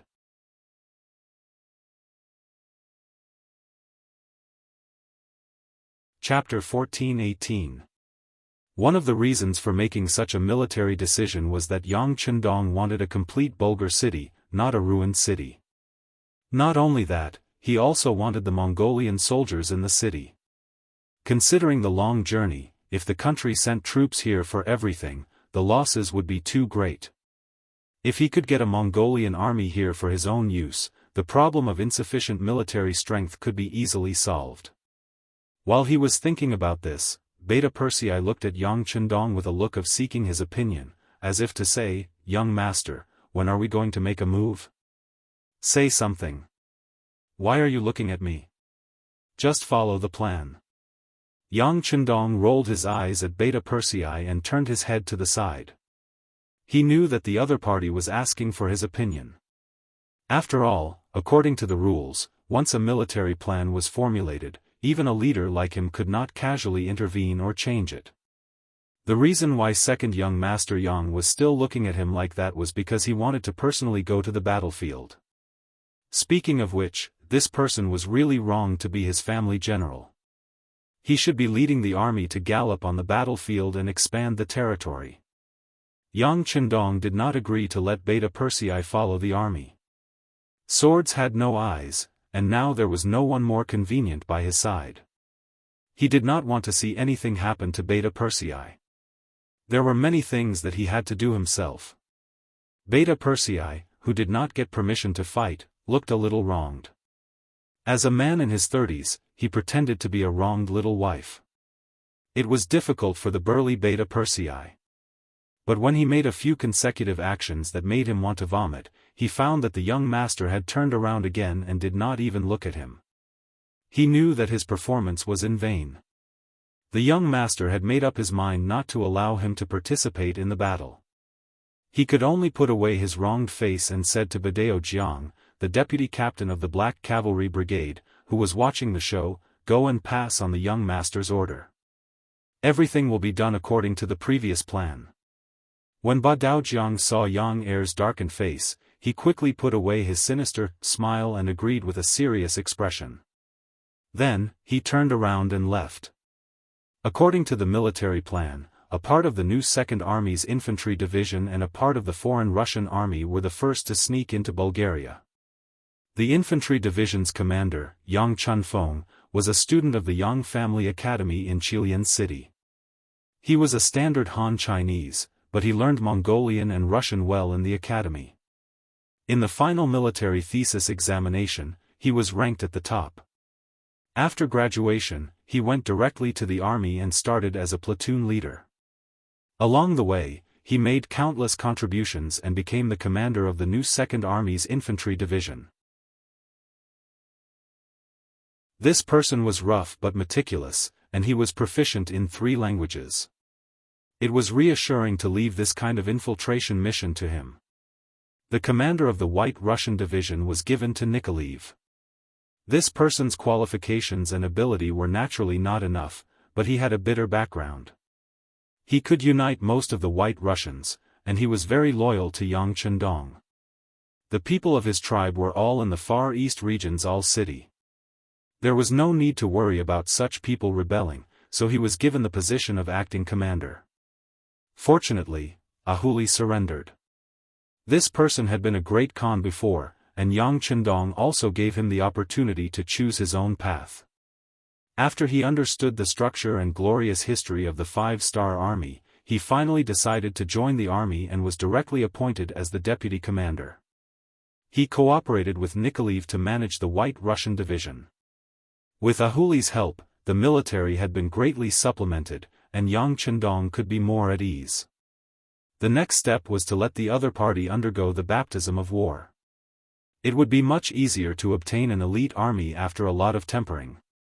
Naturally, there would be losses in this process, and a lot of people would be eliminated like sand being washed away by waves.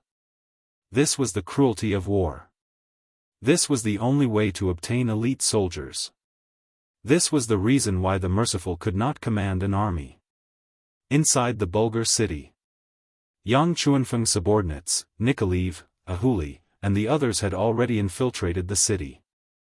They either pretended to be passers-by, or people who came to seek refuge. There were also people dressed in ragged clothes who pretended to be refugees. They were hiding in various parts of the city, waiting to coordinate with the main army from the inside. As the largest city in the north of the Golden Horde, not only would there be White Russian merchants here, but there would also be some people from small tribes in the nearby forests who would come here to buy things. There were also people who did not have anything to eat, and those who could not survive would come here to beg. They were all called refugees. It was because of this that the population of the city was not fixed. Perhaps one day, there would be more refugees, and the city's population would increase. The Mongolian soldiers who were in charge of security here were used to this. Of course, this had a lot to do with the pride and arrogance in their hearts. No matter what, this place belonged to the Golden Horde, and no one had ever tried to attack them here. Using this loophole, no matter if it was Yang Chunfeng, Nikoliv, or Ahuli, when they entered the city, they did not attract any attention. Ahuli, on the other hand, had a look of reluctance, especially when he looked at Nikoliv, who was dressed in noble clothes. He said unhappily, "Look at you, it's a waste of good clothes on you." Ahuli looked down on Nikoliv. This was a form of racial prejudice. At that time, most Mongolians looked down on the White Russians. After all, they had suppressed them for more than 200 years. But how could Nikoliv look up to Ahuli? Hearing these complaints, Nikoliv snorted and said, "I am now the acting commander, and you are only the deputy commander. According to the rank, I am higher than you, and I have to listen to the commander's orders. Don't you know that?" Humph. This time, Ahuli did not say anything. He just snorted to show his dissatisfaction. He was willing to join the 5-star army, not because of Nikoliv. He really saw many Mongolian brothers in the 5-star army, and he heard from them that many Mongolians were living better and better under King Wunan of Damyang. As mentioned before, Ahuli was a Mongolian Khan with his own ideas. He was a leader who wanted to let the people under his rule live a better life. To achieve this goal, he had made a lot of efforts and made a lot of concessions. For example, in the original Great Crow City, there were many White Russians there, but they had never seen him bully anyone. This was proof. He had ideas and made efforts, but the effect was not good. Later, he thought about it, and it was because he was not big enough. Now, Yang Chendong was here. He had more ideas than him, and he did things better. More importantly, he was strong enough. Not only did he have a vast territory, but he was also very rich. Ahuli, who knew all this, did not mind hitching a ride.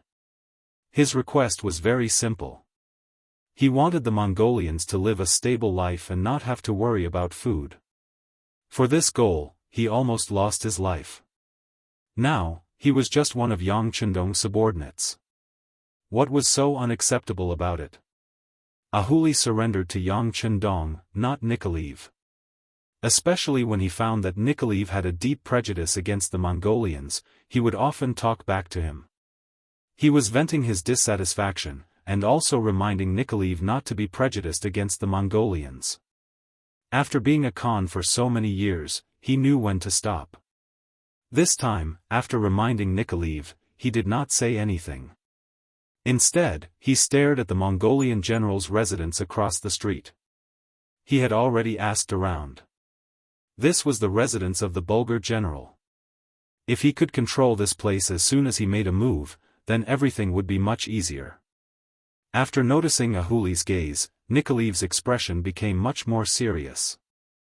"I say, Vice Division Commander, when we make a move, can you guarantee that you can control this place?" There was a trace of uncertainty in his voice. After all, Nikoliv was only someone from a small tribe. Although he was very brave, his experience was limited.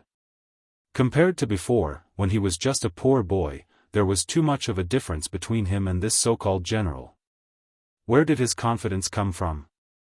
On the other hand, Ahuli's face was indifferent. He was someone who had been a Khan. What kind of situation had he not seen before? It was just a general of a city. Naturally, he would not be scared. "It's fine. When we make a move, I will be the first to rush in.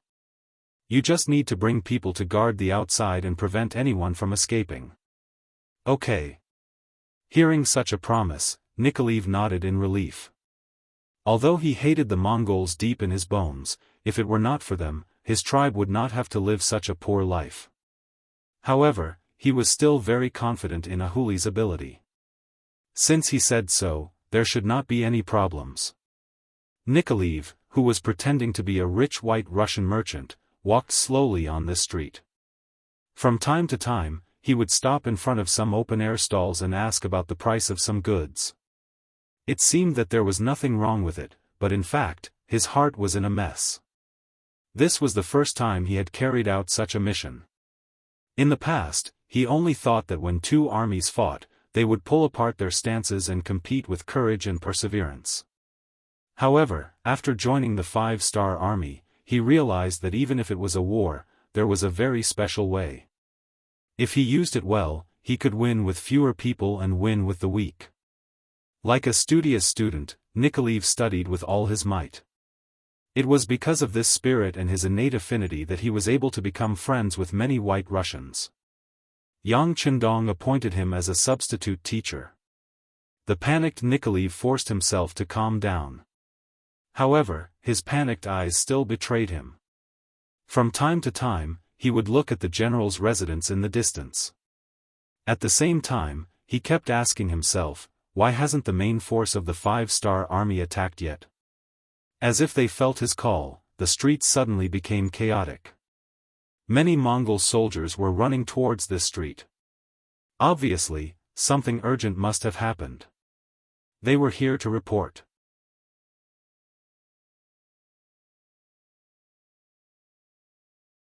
Chapter 14-19. Stop them. Out of instinct, Nicholas shouted to the people on both sides of the street. Then, hundreds of strong White Russian men rushed out. Unknowingly, they had sharp cavalry swords in their hands. Seeing more and more soldiers gathering around him, Nicholas couldn't help but let out a sigh of relief. Then he thought of Ahu. He wanted to see if Ahu had already made his move. After all, he didn't have enough people with him. They wouldn't be able to hold on for long. When he turned around, he realized that the door of the great general's residence was already wide open and he could vaguely hear the clashing sounds of swords and sabers coming from within the residence. This meant that Ahuli had already made his move. Nicholas heaved a sigh of relief. Then, he turned to the White Russian soldiers who were gathering around him and said, "Hold on, don't let anyone rush into the general's mansion." As Nicholas spoke, he took a cavalry sword from one of the soldiers. Then, he charged with them towards a group of 50 Mongolian soldiers. They were now warriors, and they were no longer the rootless trees from before. Recently, they had also gone through the training of battle formations.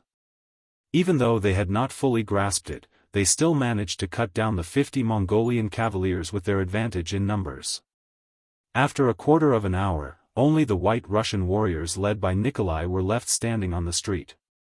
Clean up the battlefield, finish off those who should be dealt with. Treat the injured soldiers immediately. Thinking about the battlefield knowledge that the soldiers of the 5-star army had taught him, Nicholas shouted out. After that, the soldiers started to get busy again. Screams of agony sounded out again. Those were the screams of the Mongol soldiers who hadn't died yet. Some of the soldiers took out the bandages they carried with them and wrapped them around the wounds of their injured comrades. Due to the limited conditions, they could only stop the bleeding first. After the battle, there would naturally be medical personnel from the 5-star army to treat them. Just as these were done, the sound of horse hooves came from afar. Nicholas looked over and his face turned ugly. It's actually the Mongolian cavalry. There are about 80 of them. Looking at his side, there were less than 70 soldiers who could still fight with light injuries. In terms of numbers, they were already inferior to the enemy, not to mention infantry against cavalry, which was a natural disadvantage. "Master, what should we do?" A few Russian officers asked Nikolai nervously. "Don't panic. Set up obstacles. Don't let the cavalry rush over so quickly." Nicholas looked to the left and right of the street, and his gaze landed on the wooden boards of the stalls. He pretended to be calm and said, "The chaos just now had already scared away the peddlers and merchants. Many people didn't even take their goods with them because they were afraid of being implicated. After receiving the order, the White Russian soldiers immediately ran to the left and right, taking out everything that could be lifted from both sides of the road and throwing them on the road to form a simple barrier. He knew that these things wouldn't last long, but he had no other choice but to do this. Right now, he could only hope that the main force of the 5-star army would arrive quickly. He hoped that Ahuli would be able to deal with the general's manner quickly. At the very least, it would be much safer to hide there. The Mongolian cavaliers who came from afar had already seen the obstacles on the road and also saw the corpses of their own soldiers. Their expressions changed drastically, and they became very ugly. One of the young generals said angrily, "Release the arrows. Kill these White Russian bastards." After receiving the order, the Mongolian cavalry took out the bows on their backs and started to nock the arrows. Following this, the sound of arrows piercing through the air rang out as they flew towards the White Russian soldiers. "Find a place to hide, quick!" Nicholas shouted as he hid behind a thick wooden board. Just as he finished doing that, the arrows fell and hit the wooden board, creating a series of banging sounds. As a race that grew up on horseback, the Mongolian cavalry's archery skills were very high, and there were very few who could match them. When this wave of arrows came, many of the White Russian soldiers were hit because they didn't hide well enough. There were also some who didn't find a suitable place to hide, and the arrows still pierced through their bodies.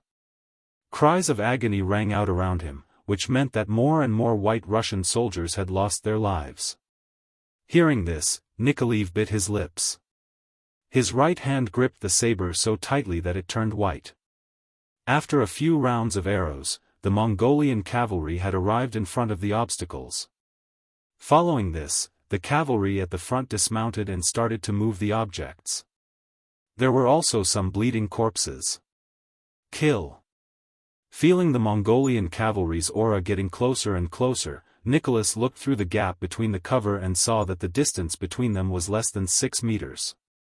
He knew that this was the best time to counterattack, so he shouted and led the 30 or so White Russian soldiers who weren't injured to charge out. The sudden battle cry did not cause the Mongolian soldiers to panic. On the contrary, one of them even smiled savagely and charged at Nicholas with a machete. An instant later, the two sides clashed, and the cruel battle of life and death began. As both sides fought, the Mongolian cavalry were unable to shoot their arrows. They simply dismounted and charged over. They wanted to surround Nicholas and the others and kill them all. They did not want to let a single one of them escape. Facing the Mongolian soldiers getting closer and closer, Nicholas only turned around to look at the general's manner before giving up on the idea of entering. He did not want to be looked down on by Ahuli, and he did not want to be a burden to him. "Soldiers, let's go all out. Our names have already been registered. Even if we die in this battle, our families and people in Bugnam of Gojoseon will take care of us. Even if we die, what is there to fear?" Seeing that more than 10 of his brothers had died in the battle in a short period of time, Nicholas knew that they were doomed this time. Therefore, he simply gave up on his fantasy and roared loudly with the thought that killing one was enough to break even, and killing two was a win for him. After joining the 5-star army, they had to register. Even if they were just auxiliary soldiers, this way, if something happened to them, their heirs would be able to receive compensation from the 5-star army. This was a form of protection for everyone, and they would not have to worry about what happened after they died on the battlefield. In the past, when there was a war between tribes, if one died, then one's wife and children would become slaves. Now, they were people with an organization. If something happened, not only would their families be able to receive compensation, if someone dared to bully the family of a martyr, they would just have to find an official and someone would support them. It was because of these policies that no one had ever heard of or even thought about before that when Yang Qindong said that he wanted to establish a division outside of Russia, the enthusiasm of the applicants far exceeded everyone's expectations. These people were carefully selected, and those who were not in their prime were not accepted. Otherwise, not to mention 20,000 people, even an army of 50,000 could be gathered. Hearing Nikolev's shout, the remaining dozen people also had a look of determination to die. Since everything had been arranged, what else was there to worry about? They would just kill. As the saying went, the soft feared the hard feared the unreasonable, and the unreasonable feared those who did not care about their lives.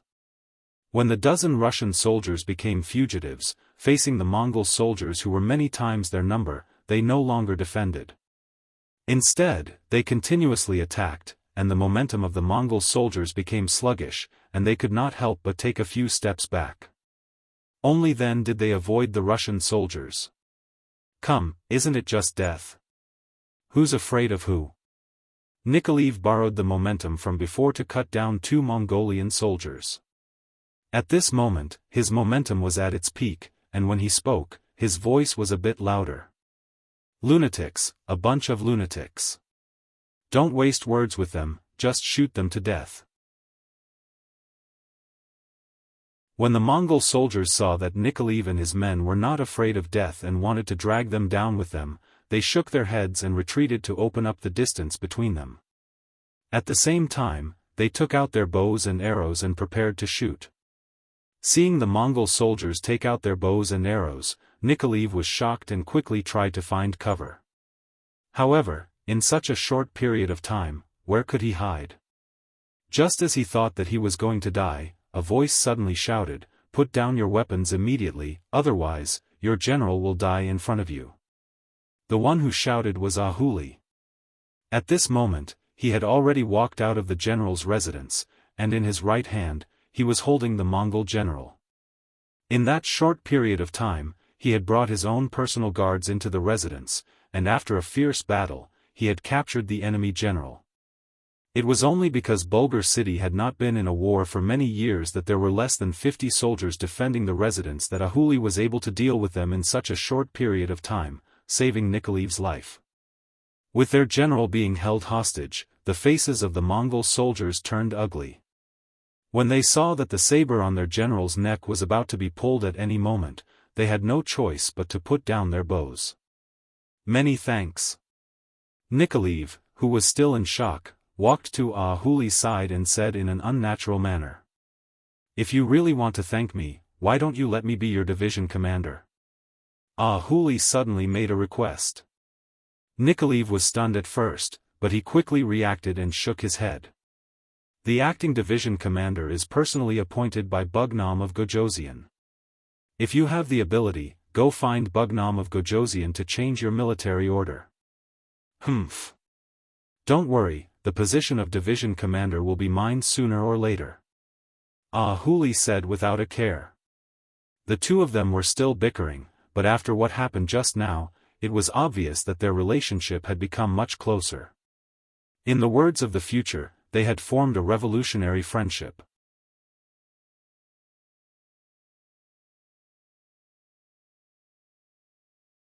Chapter 14-20. With the Mongolian general under control, Yang Chunfeng led the 5-star army hidden in the city and took down the unguarded city gate. Without a unified command, the Mongolian army fell into chaos. Then, a large number of new Second Army cavalry soldiers rushed into the city of Bulgar. From then on, the city was surnamed Yang, forever separated from the territory of the Golden Horde. By the time Yang Chendong entered the city under the protection of the Black Cavalry, the security of the city had returned to normal. With strict military rules, no soldier dared to disturb the people. When the city was taken, only the Mongolian soldiers were hurt. The city is not big, but the population is not small. Yang Chendong walked on the street, looking around casually, then shook his head gently. Yes, I heard that Bulgar is the largest city in the north of the Golden Horde. Many people living nearby often come here to exchange for what they need. Beta Persei told Yang Chendong some of the things he learned before. It's a pity that the Mongolians seem to be used to a nomadic lifestyle. They don't know how to make use of such good conditions. But this time we are here, everything is different. Watch how I build a big city here. A sufficient population and abundant untapped resources. All of these were boundless wealth in Yang Chendong's hands. Beta Persei naturally believed Yang Chendong's words. He nodded heavily and said flatteringly, "Of course, who is the young master? There is only one such person in the world." Yang Chendong, who was elated by this sentence, laughed and said, "Well, young heir, you're so good at complimenting people. Well, tell me, do you have something to ask of the young master?" He was in a good mood and also joked. This. Beta Persei rubbed his hands and looked at Yang Chendong with a smile and said, "Young master, it is said that the Mongolian cavalry is good at charging. If you want to fight with them this time, can you let me lead the charge?" He knew that Beta Persei wanted to lead the army. He was a person who loved to fight and kill. Yang Chendong sighed and thought about it before agreeing. "Well, if that's the case, I will arrange it for the young master when there is a chance." "Thank you, young master, thank you, young master." Beta Persei, who got Yang Chendong's agreement, immediately smiled. He felt that he was getting older and older.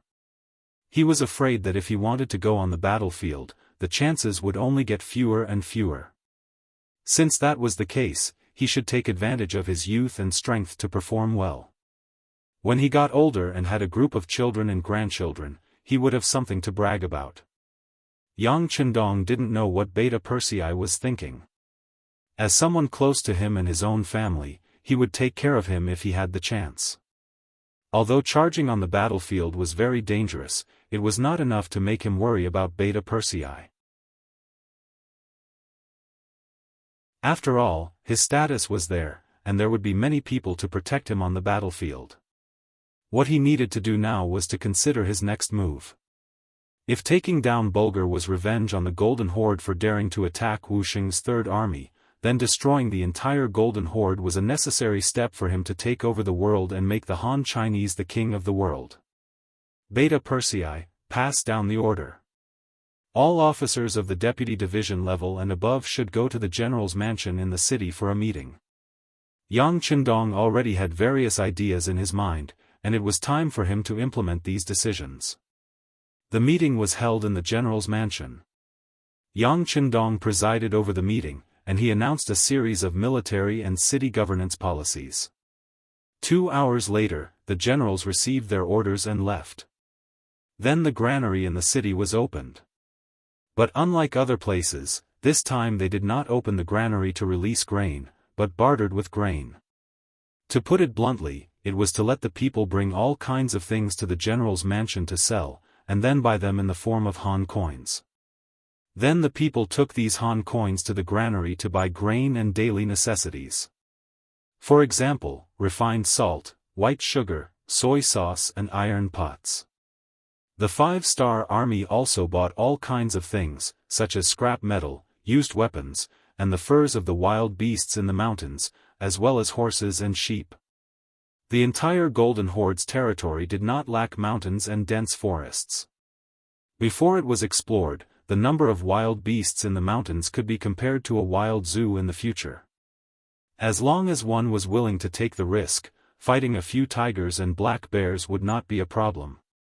Naturally, these furs were not worth much here, but if they were brought to the other inland provinces of Yangxia, it would be completely different. They could be sold for a high price, and it was possible to sell them for a few hundred times more than buying them. There was also a lot of rare mahogany in the mountains. The growth process of this kind of wood was slow, but it was abnormally strong. Furniture made of this wood could be sold for a sky-high price. And it just so happened that no one cared about the value of this item, so Yang Chendong did not hesitate to accept it. Using Han coins to buy mahogany was definitely a profitable thing. As for horses, cows and sheep, there were even more. The main thing was that the Mongolian people were not willing to take them out. However, using refined salt as bait should not be a problem. As for the used weapons, they were naturally useless in the hands of the people, but after they were sent back to Qiqian City, they could be used again and become good things. In short, they chose the things that the commoners thought were worthless in exchange for the things that they needed. This was a win-win situation. Huli had heard Yang Chendong's detailed explanation during the meeting. Then, he requested to stay at the general's residence to cooperate with the purchase. When the news came out, many people responded enthusiastically. They took the items that Yang Chendong wanted and exchanged them for a large amount of Han coins, then went back to the granary to buy what they needed. Huli's eyes widened. He saw the enthusiasm of the people, the huddling of the people, and the support of the people. This matter was fully in charge of the sacrifice. Speaking of which, he could be considered an all-rounder in both military and civilian affairs. When you get on a horse to conquer the world, when you get off a horse to rule the world, you get off a horse to rule the world. When he saw Huli's excited and enlightened expression, he patted his shoulder and said, "Learn, the great Bugnam of Gojoseon is omnipotent." Yes, Bugnam of Gojoseon is too amazing. This move not only allowed the people to quickly accept the new currency, but also received sincere praise and support from the people. Presumably, after this incident, the people no longer want the 5-star army to leave this place. If someone insists on doing this, then they will become the common enemy of the people. Huli was indeed a smart person. From this incident, he was able to see deeper things. Hearing this, Huli kept nodding. Then, when he looked to the south, he was already thinking that Yang Chendong would not have a problem conquering the Golden Horde. The question was how long it would take. At first, he was still not confident that he could defeat the Golden Horde and the Rossi principalities with only a few 100,000 soldiers. But now, he knew that once he won the hearts of the people, he could get as many soldiers as he wanted. In the past, he always heard Yang Chendong say that the people were the foundation, and the people were the foundation. He also knew this principle, including the saying that water can carry a boat, but it can also capsize a boat. This was the principle of the ancient sages. But why did so many people say that only Yang Chendong could do it? Shibi had thought about this before and finally came to a conclusion. That was, other people were just saying these words. The so-called people in their eyes were the upper-class people with the right to speak, especially the landowning households and the noble families.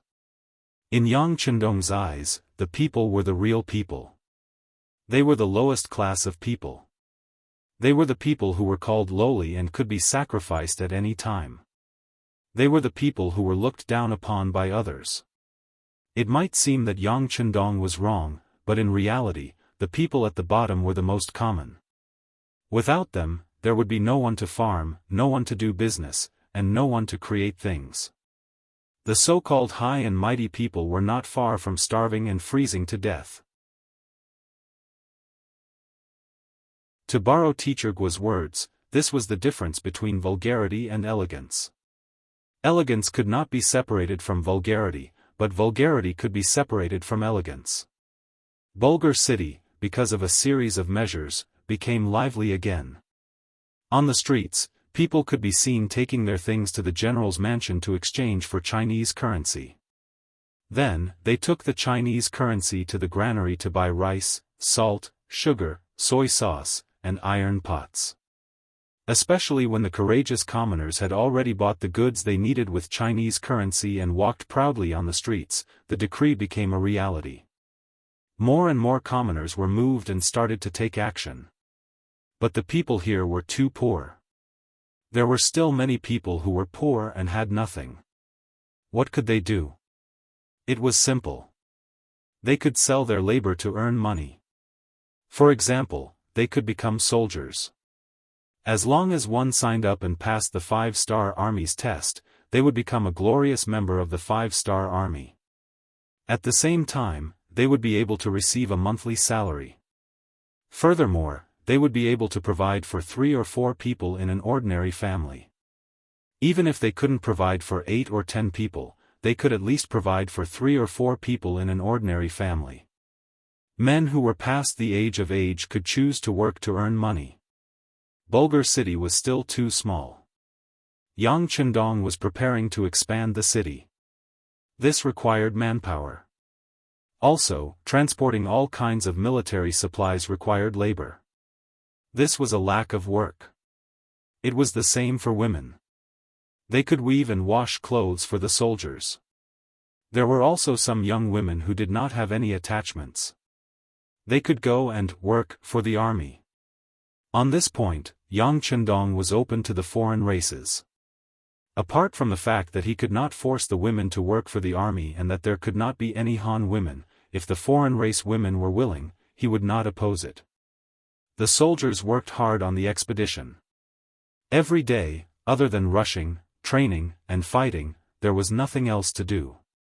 In addition, when they first came here, even the female soldiers of the propaganda team did not follow them. Their days were incomparably boring. It was necessary for them to relax their minds and bodies. Otherwise, it would be easy for problems to arise.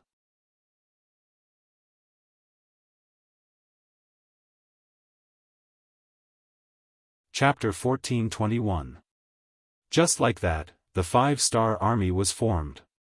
Furthermore, the treatment of the soldiers of the 5-star army was not low, and money was easy to earn. The only condition was that these women had to be healthy, and they had to be able to withstand investigation. If they were spies sent by the enemy, they would be killed as soon as they were discovered. They would not be soft-hearted. In short, after Yang Chendong became the ruler of Bulgar, it was as if the sky had changed. The people had more choices, and there were more varieties and colors of food on their tables. Not long after, more and more logistics teams arrived in Bulgar. More and more goods appeared in the city, dazzling the eyes of the foreign races. Right now, they could only hate the fact that they did not have enough Chinese currency, and could not buy everything they wanted. The transport team came and went in batches.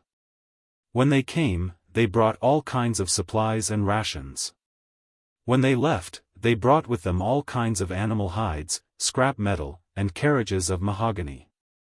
Once these things were transported back to Crimson City, it would not take long for their value to increase by tens of times. At the very least, it would be enough to cover the expenses of the people and horses. In the past few years, potatoes, sweet potatoes, corn, and other high-yield crops were discovered. What Yangxia did not lack the least was food. The granaries of the various provinces were almost filled to the brim. Now that they could use food to exchange for the rare hides of the Central Plains, it could be considered a form of income. Not to mention the furniture made of mahogany. When brought back to Crimson City, they would be in high demand. They would not worry about not being able to sell them, but they would worry about not having enough. This was equivalent to using the money from trade to fight a war. This was also a manifestation of how knowledge could change one's fate. While others were still worrying about the cost of fighting a war, Yang Chendong could already make a fortune through fighting a war. With enough money and food, he would naturally have the confidence to fight a war. With money and rewards, the soldiers would want to perform meritorious deeds. This was a kind of virtuous cycle. How could it not be powerful? Just like when Yang Chendong was winning the hearts of the people and making money in Bulgar City, the new Second Army, under the leadership of several division commanders, had already begun to expand their territory. Before anyone knew that they had arrived, they had launched continuous attacks on cities and territories. Setting out from Bulgar City, they headed south. Within 2 months, they had taken down Kot City, Kilo City, and Kazan City, all the way to Samara City. Samara was the entrance to Sarai City, the capital of the Golden Horde. In other words, once this place was conquered, the safety of the Golden Horde's capital would be directly threatened. This was something that Great Khan Mahama would never allow to happen. It was only a month ago that Mahama, who had escaped from Kot City, found out about the fall of Bulgar City. The furious Mahama couldn't understand why the 5-star army's reinforcements had come so quickly, nor why they had the guts to cause trouble for the Golden Horde. Speaking of which, Mahama was a very domineering person. Ever since he became the 39th monarch of the Golden Horde, although the strength of the Rossi Duchy was slowly rising, he had always been in a position to suppress them. In history, when the Rossi Duchy became independent, this great Khan had already passed away many years ago. Of course, the main reason why the Rossi Duchy became independent was because the Golden Horde had begun to split, which gave them an opportunity to take advantage of. Perhaps because of his experience, Mahama was a very conceited person. He had always been the one bullying others. Since when did others have the chance to find trouble with him? After learning about this, he first reprimanded his generals for their incompetence. How could they not have received the news that such an important city like Bulgar City had been lost? At the same time, he hurriedly mobilized all the troops stationed at the border of the Rossi Duchy from the west to the north. He wanted to take care of the 5-star army first and let them know who was the real king in this realm. This time, Mahama ordered his general, Gray, to lead 50,000 elite cavalrymen to Samara city and make preparations for the 5-star army's arrival. Mahama and his generals had already analyzed the situation. As an outsider, the King Wunan of Daimyang would not be able to fight a protracted battle with them. Just the cold winter temperature alone was not something they could handle. Therefore, the other party would definitely think of a way to end the battle quickly. Since that was the case, all they had to do was wait for the other party to arrive. The terrain outside Kazan city was wide and suitable for a cavalry charge. When the time came, he would let this outsider know that the so-called Great Ming Dynasty was just a two-legged sheep after so many years. As the descendants of Genghis Khan, the Golden Horde did not lack elite cavalrymen. They were good at war and came and went like the wind, giving people a headache. Even the Rossi Duchy, which had a certain number of firearms, had a headache. Speaking of the Rossi Duchy, after Ivan's army was defeated in Tove city, he returned to Moscow unwillingly. Not long after he entered the city, he received news that after Wu Xing's Third Army and the 5-star Army's reinforcements met up, they left the destroyed Tove city and headed for Oxino city, occupying it. While they were recuperating, they were like a tiger watching a nail over the Rossi Duchy. As the saying goes, how could one allow others to sleep beside one's bed? The 5-star Army's actions were seen as a threat and a provocation by the Rossi people. Not long after Ivan entered the city, he received news that his father-in-law was going to send troops to eliminate the 5-star Army. At the very least, they were going to be chased out. With regards to his father-in-law's decision, Ivan raised both his hands in approval. Especially after fighting a battle with them and witnessing their abilities, he was even more convinced. In his eyes, the 5-star Army was an existence that was on par with the Golden Horde. In the main hall, when Ivan arrived, all his generals were already standing there. They were listening to Vanya's report on the Battle of Tove city. Vanya knew the importance of this matter, so he did not exaggerate.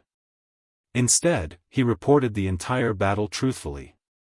At the end of his report, he even said, "I don't think there was anything wrong with our command in this battle. I can only say that the 5-star Army's cavalry was too strong. The 5-star Army's ability was even stronger than the elite cavalry of the Golden Horde. They were not even afraid of the rumbling of cannons. They were a terrifying opponent. Stronger than the cavalry of the Golden Horde." After these words were spoken, many people in the imperial court chuckled. It was no wonder that they thought so. The Golden Horde was one of the purest descendants of the Mongol army. Many of their cavalry started practicing archery when they first learned how to walk. Who could possibly be their opponent? In the face of such mocking laughter, Vanya did not respond. On the contrary, he maintained his silence. This was his way of protecting himself.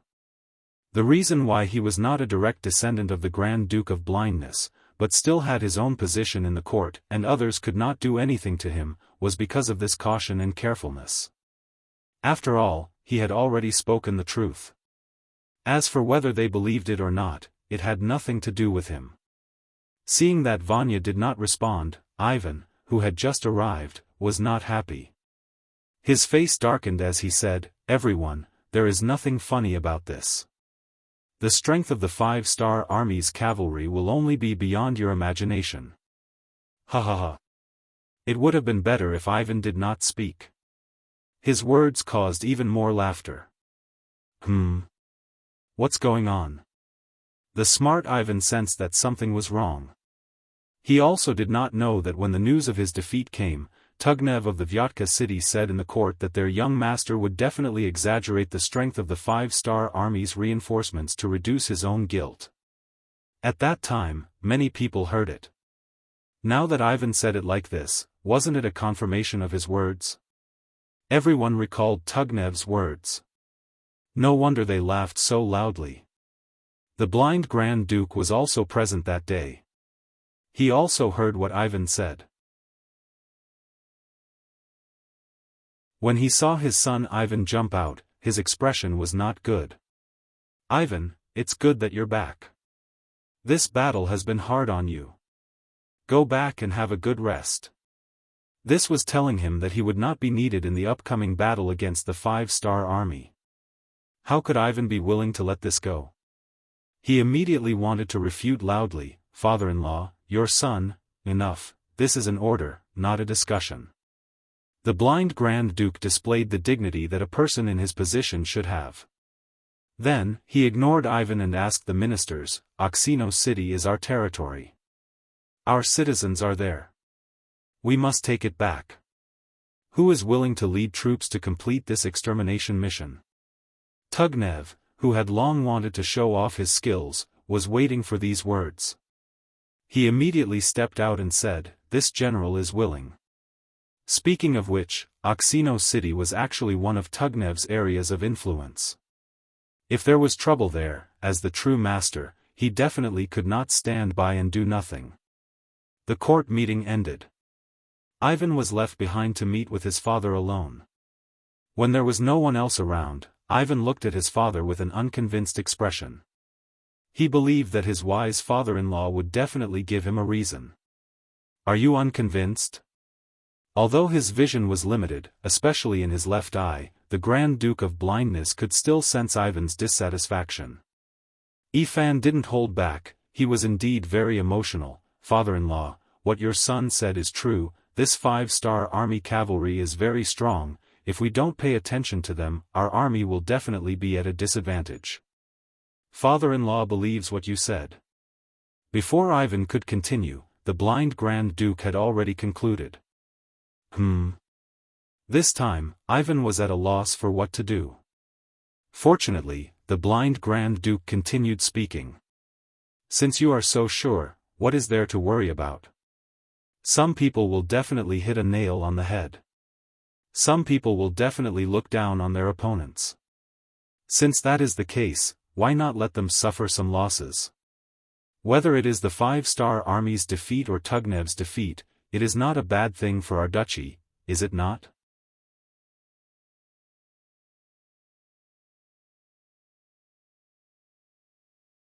Chapter 1422.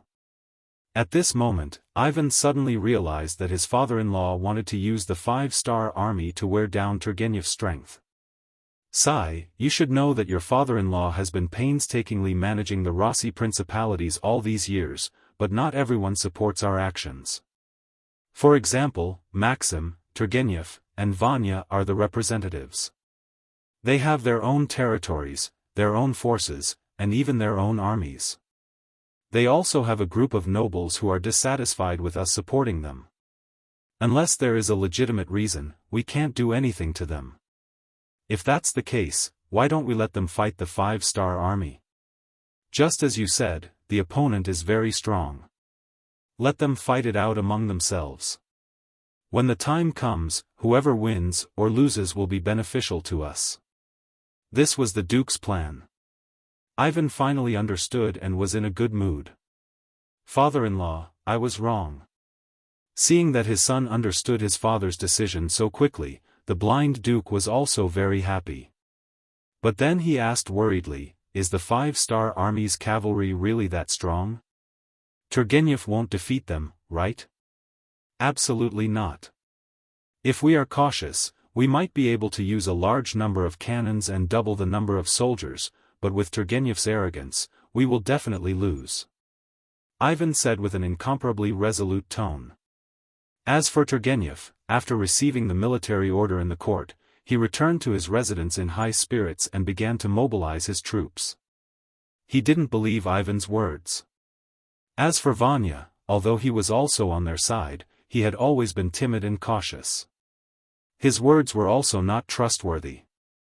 This time, he wanted to teach the 5-star army a lesson and let them know who was the real strong on the battlefield. He wasn't the only one who thought so. The nobles who supported Turgenev also had the same opinion.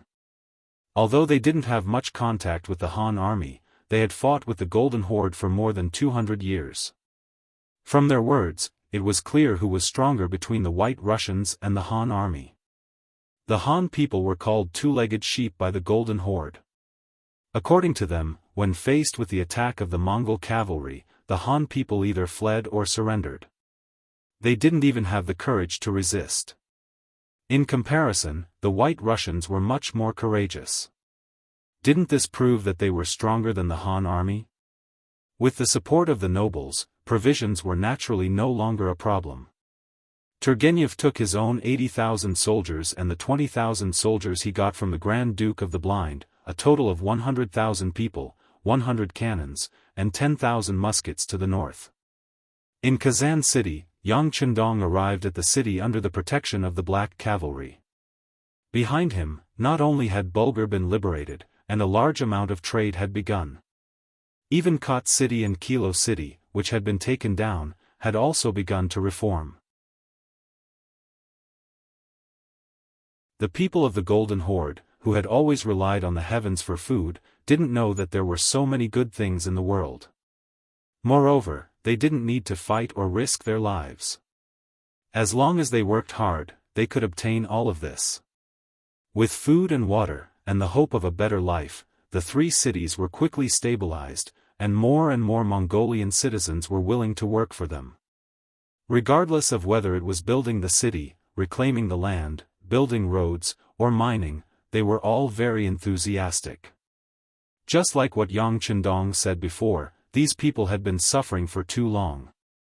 Now, as long as they put in some effort, no one would be stupid enough to go against the 5-star army. In the face of a bright future, the so-called ethnic background was worthless. If they didn't study, they wouldn't have the wisdom of the people. These people also had their own advantages. It was very simple to distinguish right from wrong. They would help whoever was good to them.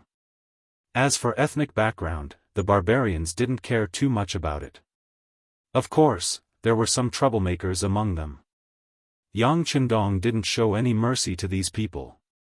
He killed those who needed to be killed, and captured those who needed to be captured. After purposefully removing the troublemakers, the rest of the Mongol people became very obedient. They also received a lot of benefits, and their living conditions improved. Now, many Mongol people were worried about how long this kind of life could last. After all, the land they occupied was the territory of the Golden Horde.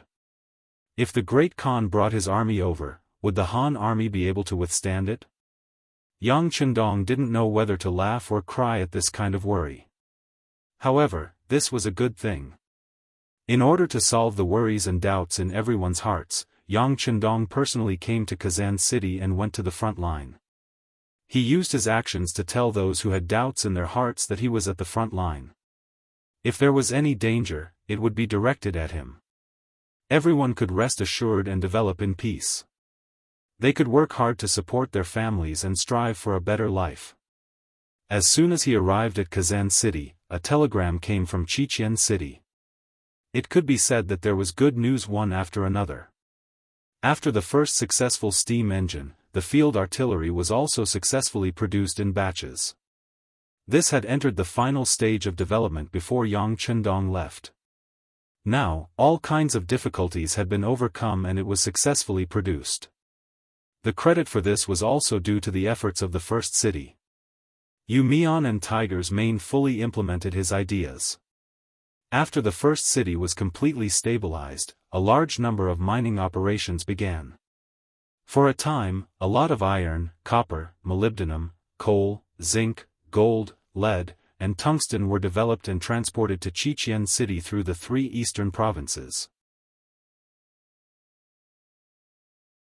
With sufficient raw materials, all kinds of experiments took a big step forward and the success rate began to increase. After ruling Crimson City for more than a decade, Yang Chendong had invested a huge sum of money into it.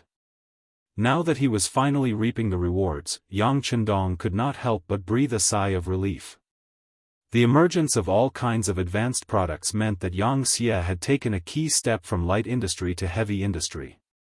The world was still dominated by cold weapons and firearms were just in a budding state. Yang Xie's various scientific research results were undoubtedly the most advanced among them. What was there to be afraid of?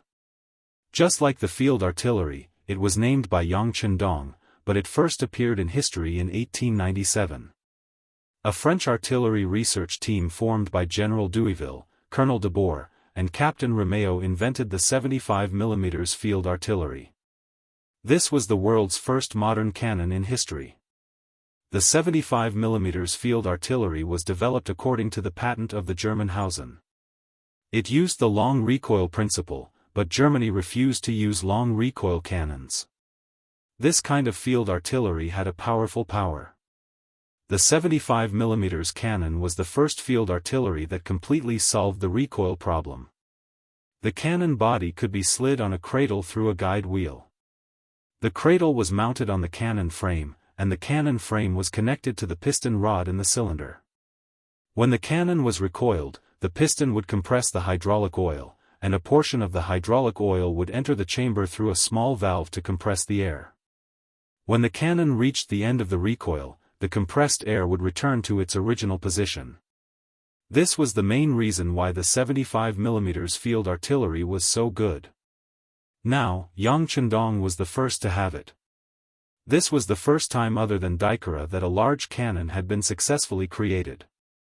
Compared to Daikara's cannon, which required all kinds of excuses to be taken out, the appearance of the field artillery was undoubtedly a very important step forward. Although this type of cannon could only fire iron bullets, it was created through his own hard work. It was also a big step forward. Send a message to the Qiqian City Munitions Factory to continue to develop explosive bullets based on the original iron bullets. Send a message to City Lord Yu Qian to coordinate with the relevant departments and find a way to move a portion of the munitions factory to the city and build it nearby. Send a message to Tigers Mane and Yangtze to keep a close eye on the munitions factory, especially to prevent spies from entering. If the technology is leaked, they will be killed. Also, send a message to the governor of the 3 eastern provinces, Lu Ji and General Yi Ligang. Tell them to do their best to transport the field artillery and send a batch to us as soon as possible. Yang Chendong, who gave a series of orders, wiped his fists. He couldn't wait to see the field artillery that could shoot up to 6 miles away in his hands, and the moment it showed its power on the battlefield. After dealing with these matters, the reform of Kazan City began. With the experience of the previous 3 cities, everything was carried out in an orderly manner. Other than a portion of the army, the rest of the army was ready to go all out against the Golden Horde's army. Originally, Yang Chendong wanted to use the 100mm mortar in Daikara to attack Salai City and directly threaten the Golden Horde Shengjing. But after receiving the news of the field artillery, he decided to wait. If he could use the artillery to deal with the enemy, why would he need the soldiers to fight on the battlefield? So after arriving at Kazan City, he stopped here and did not move forward. He only waited for the artillery to arrive before carrying out the next step of the military operation. And now, what he needed to do most was to prepare for the winter. Yes, although it was only the beginning of July and the weather was very hot, it was still necessary to prepare for the winter. This was due to the climate in Eastern Europe. Winter alone lasted for half a year, which was one of the main reasons for the poverty here. Without enough time to do what needed to be done, it was indeed difficult to develop. In order to live well in the winter, a source of fire was indispensable, and warm clothes were also indispensable. Yang Chendong had already started to prepare for these. A large number of cotton-padded clothes and high-grade down jackets were made by the Qiqian City Clothing Factory and sent here. Some of the coal mines near Bulgar City were also located by Yangchendong and were being mined. There were also some coal furnaces built by the ironware factory in Qiqian City that were being transported. Even some greenhouses were being built, so that there would be enough sparse vegetables in the winter. You're tuning in to the Unparalleled SwordWill YouTube channel. Don't forget to subscribe and join us on this journey to catch the most captivating stories.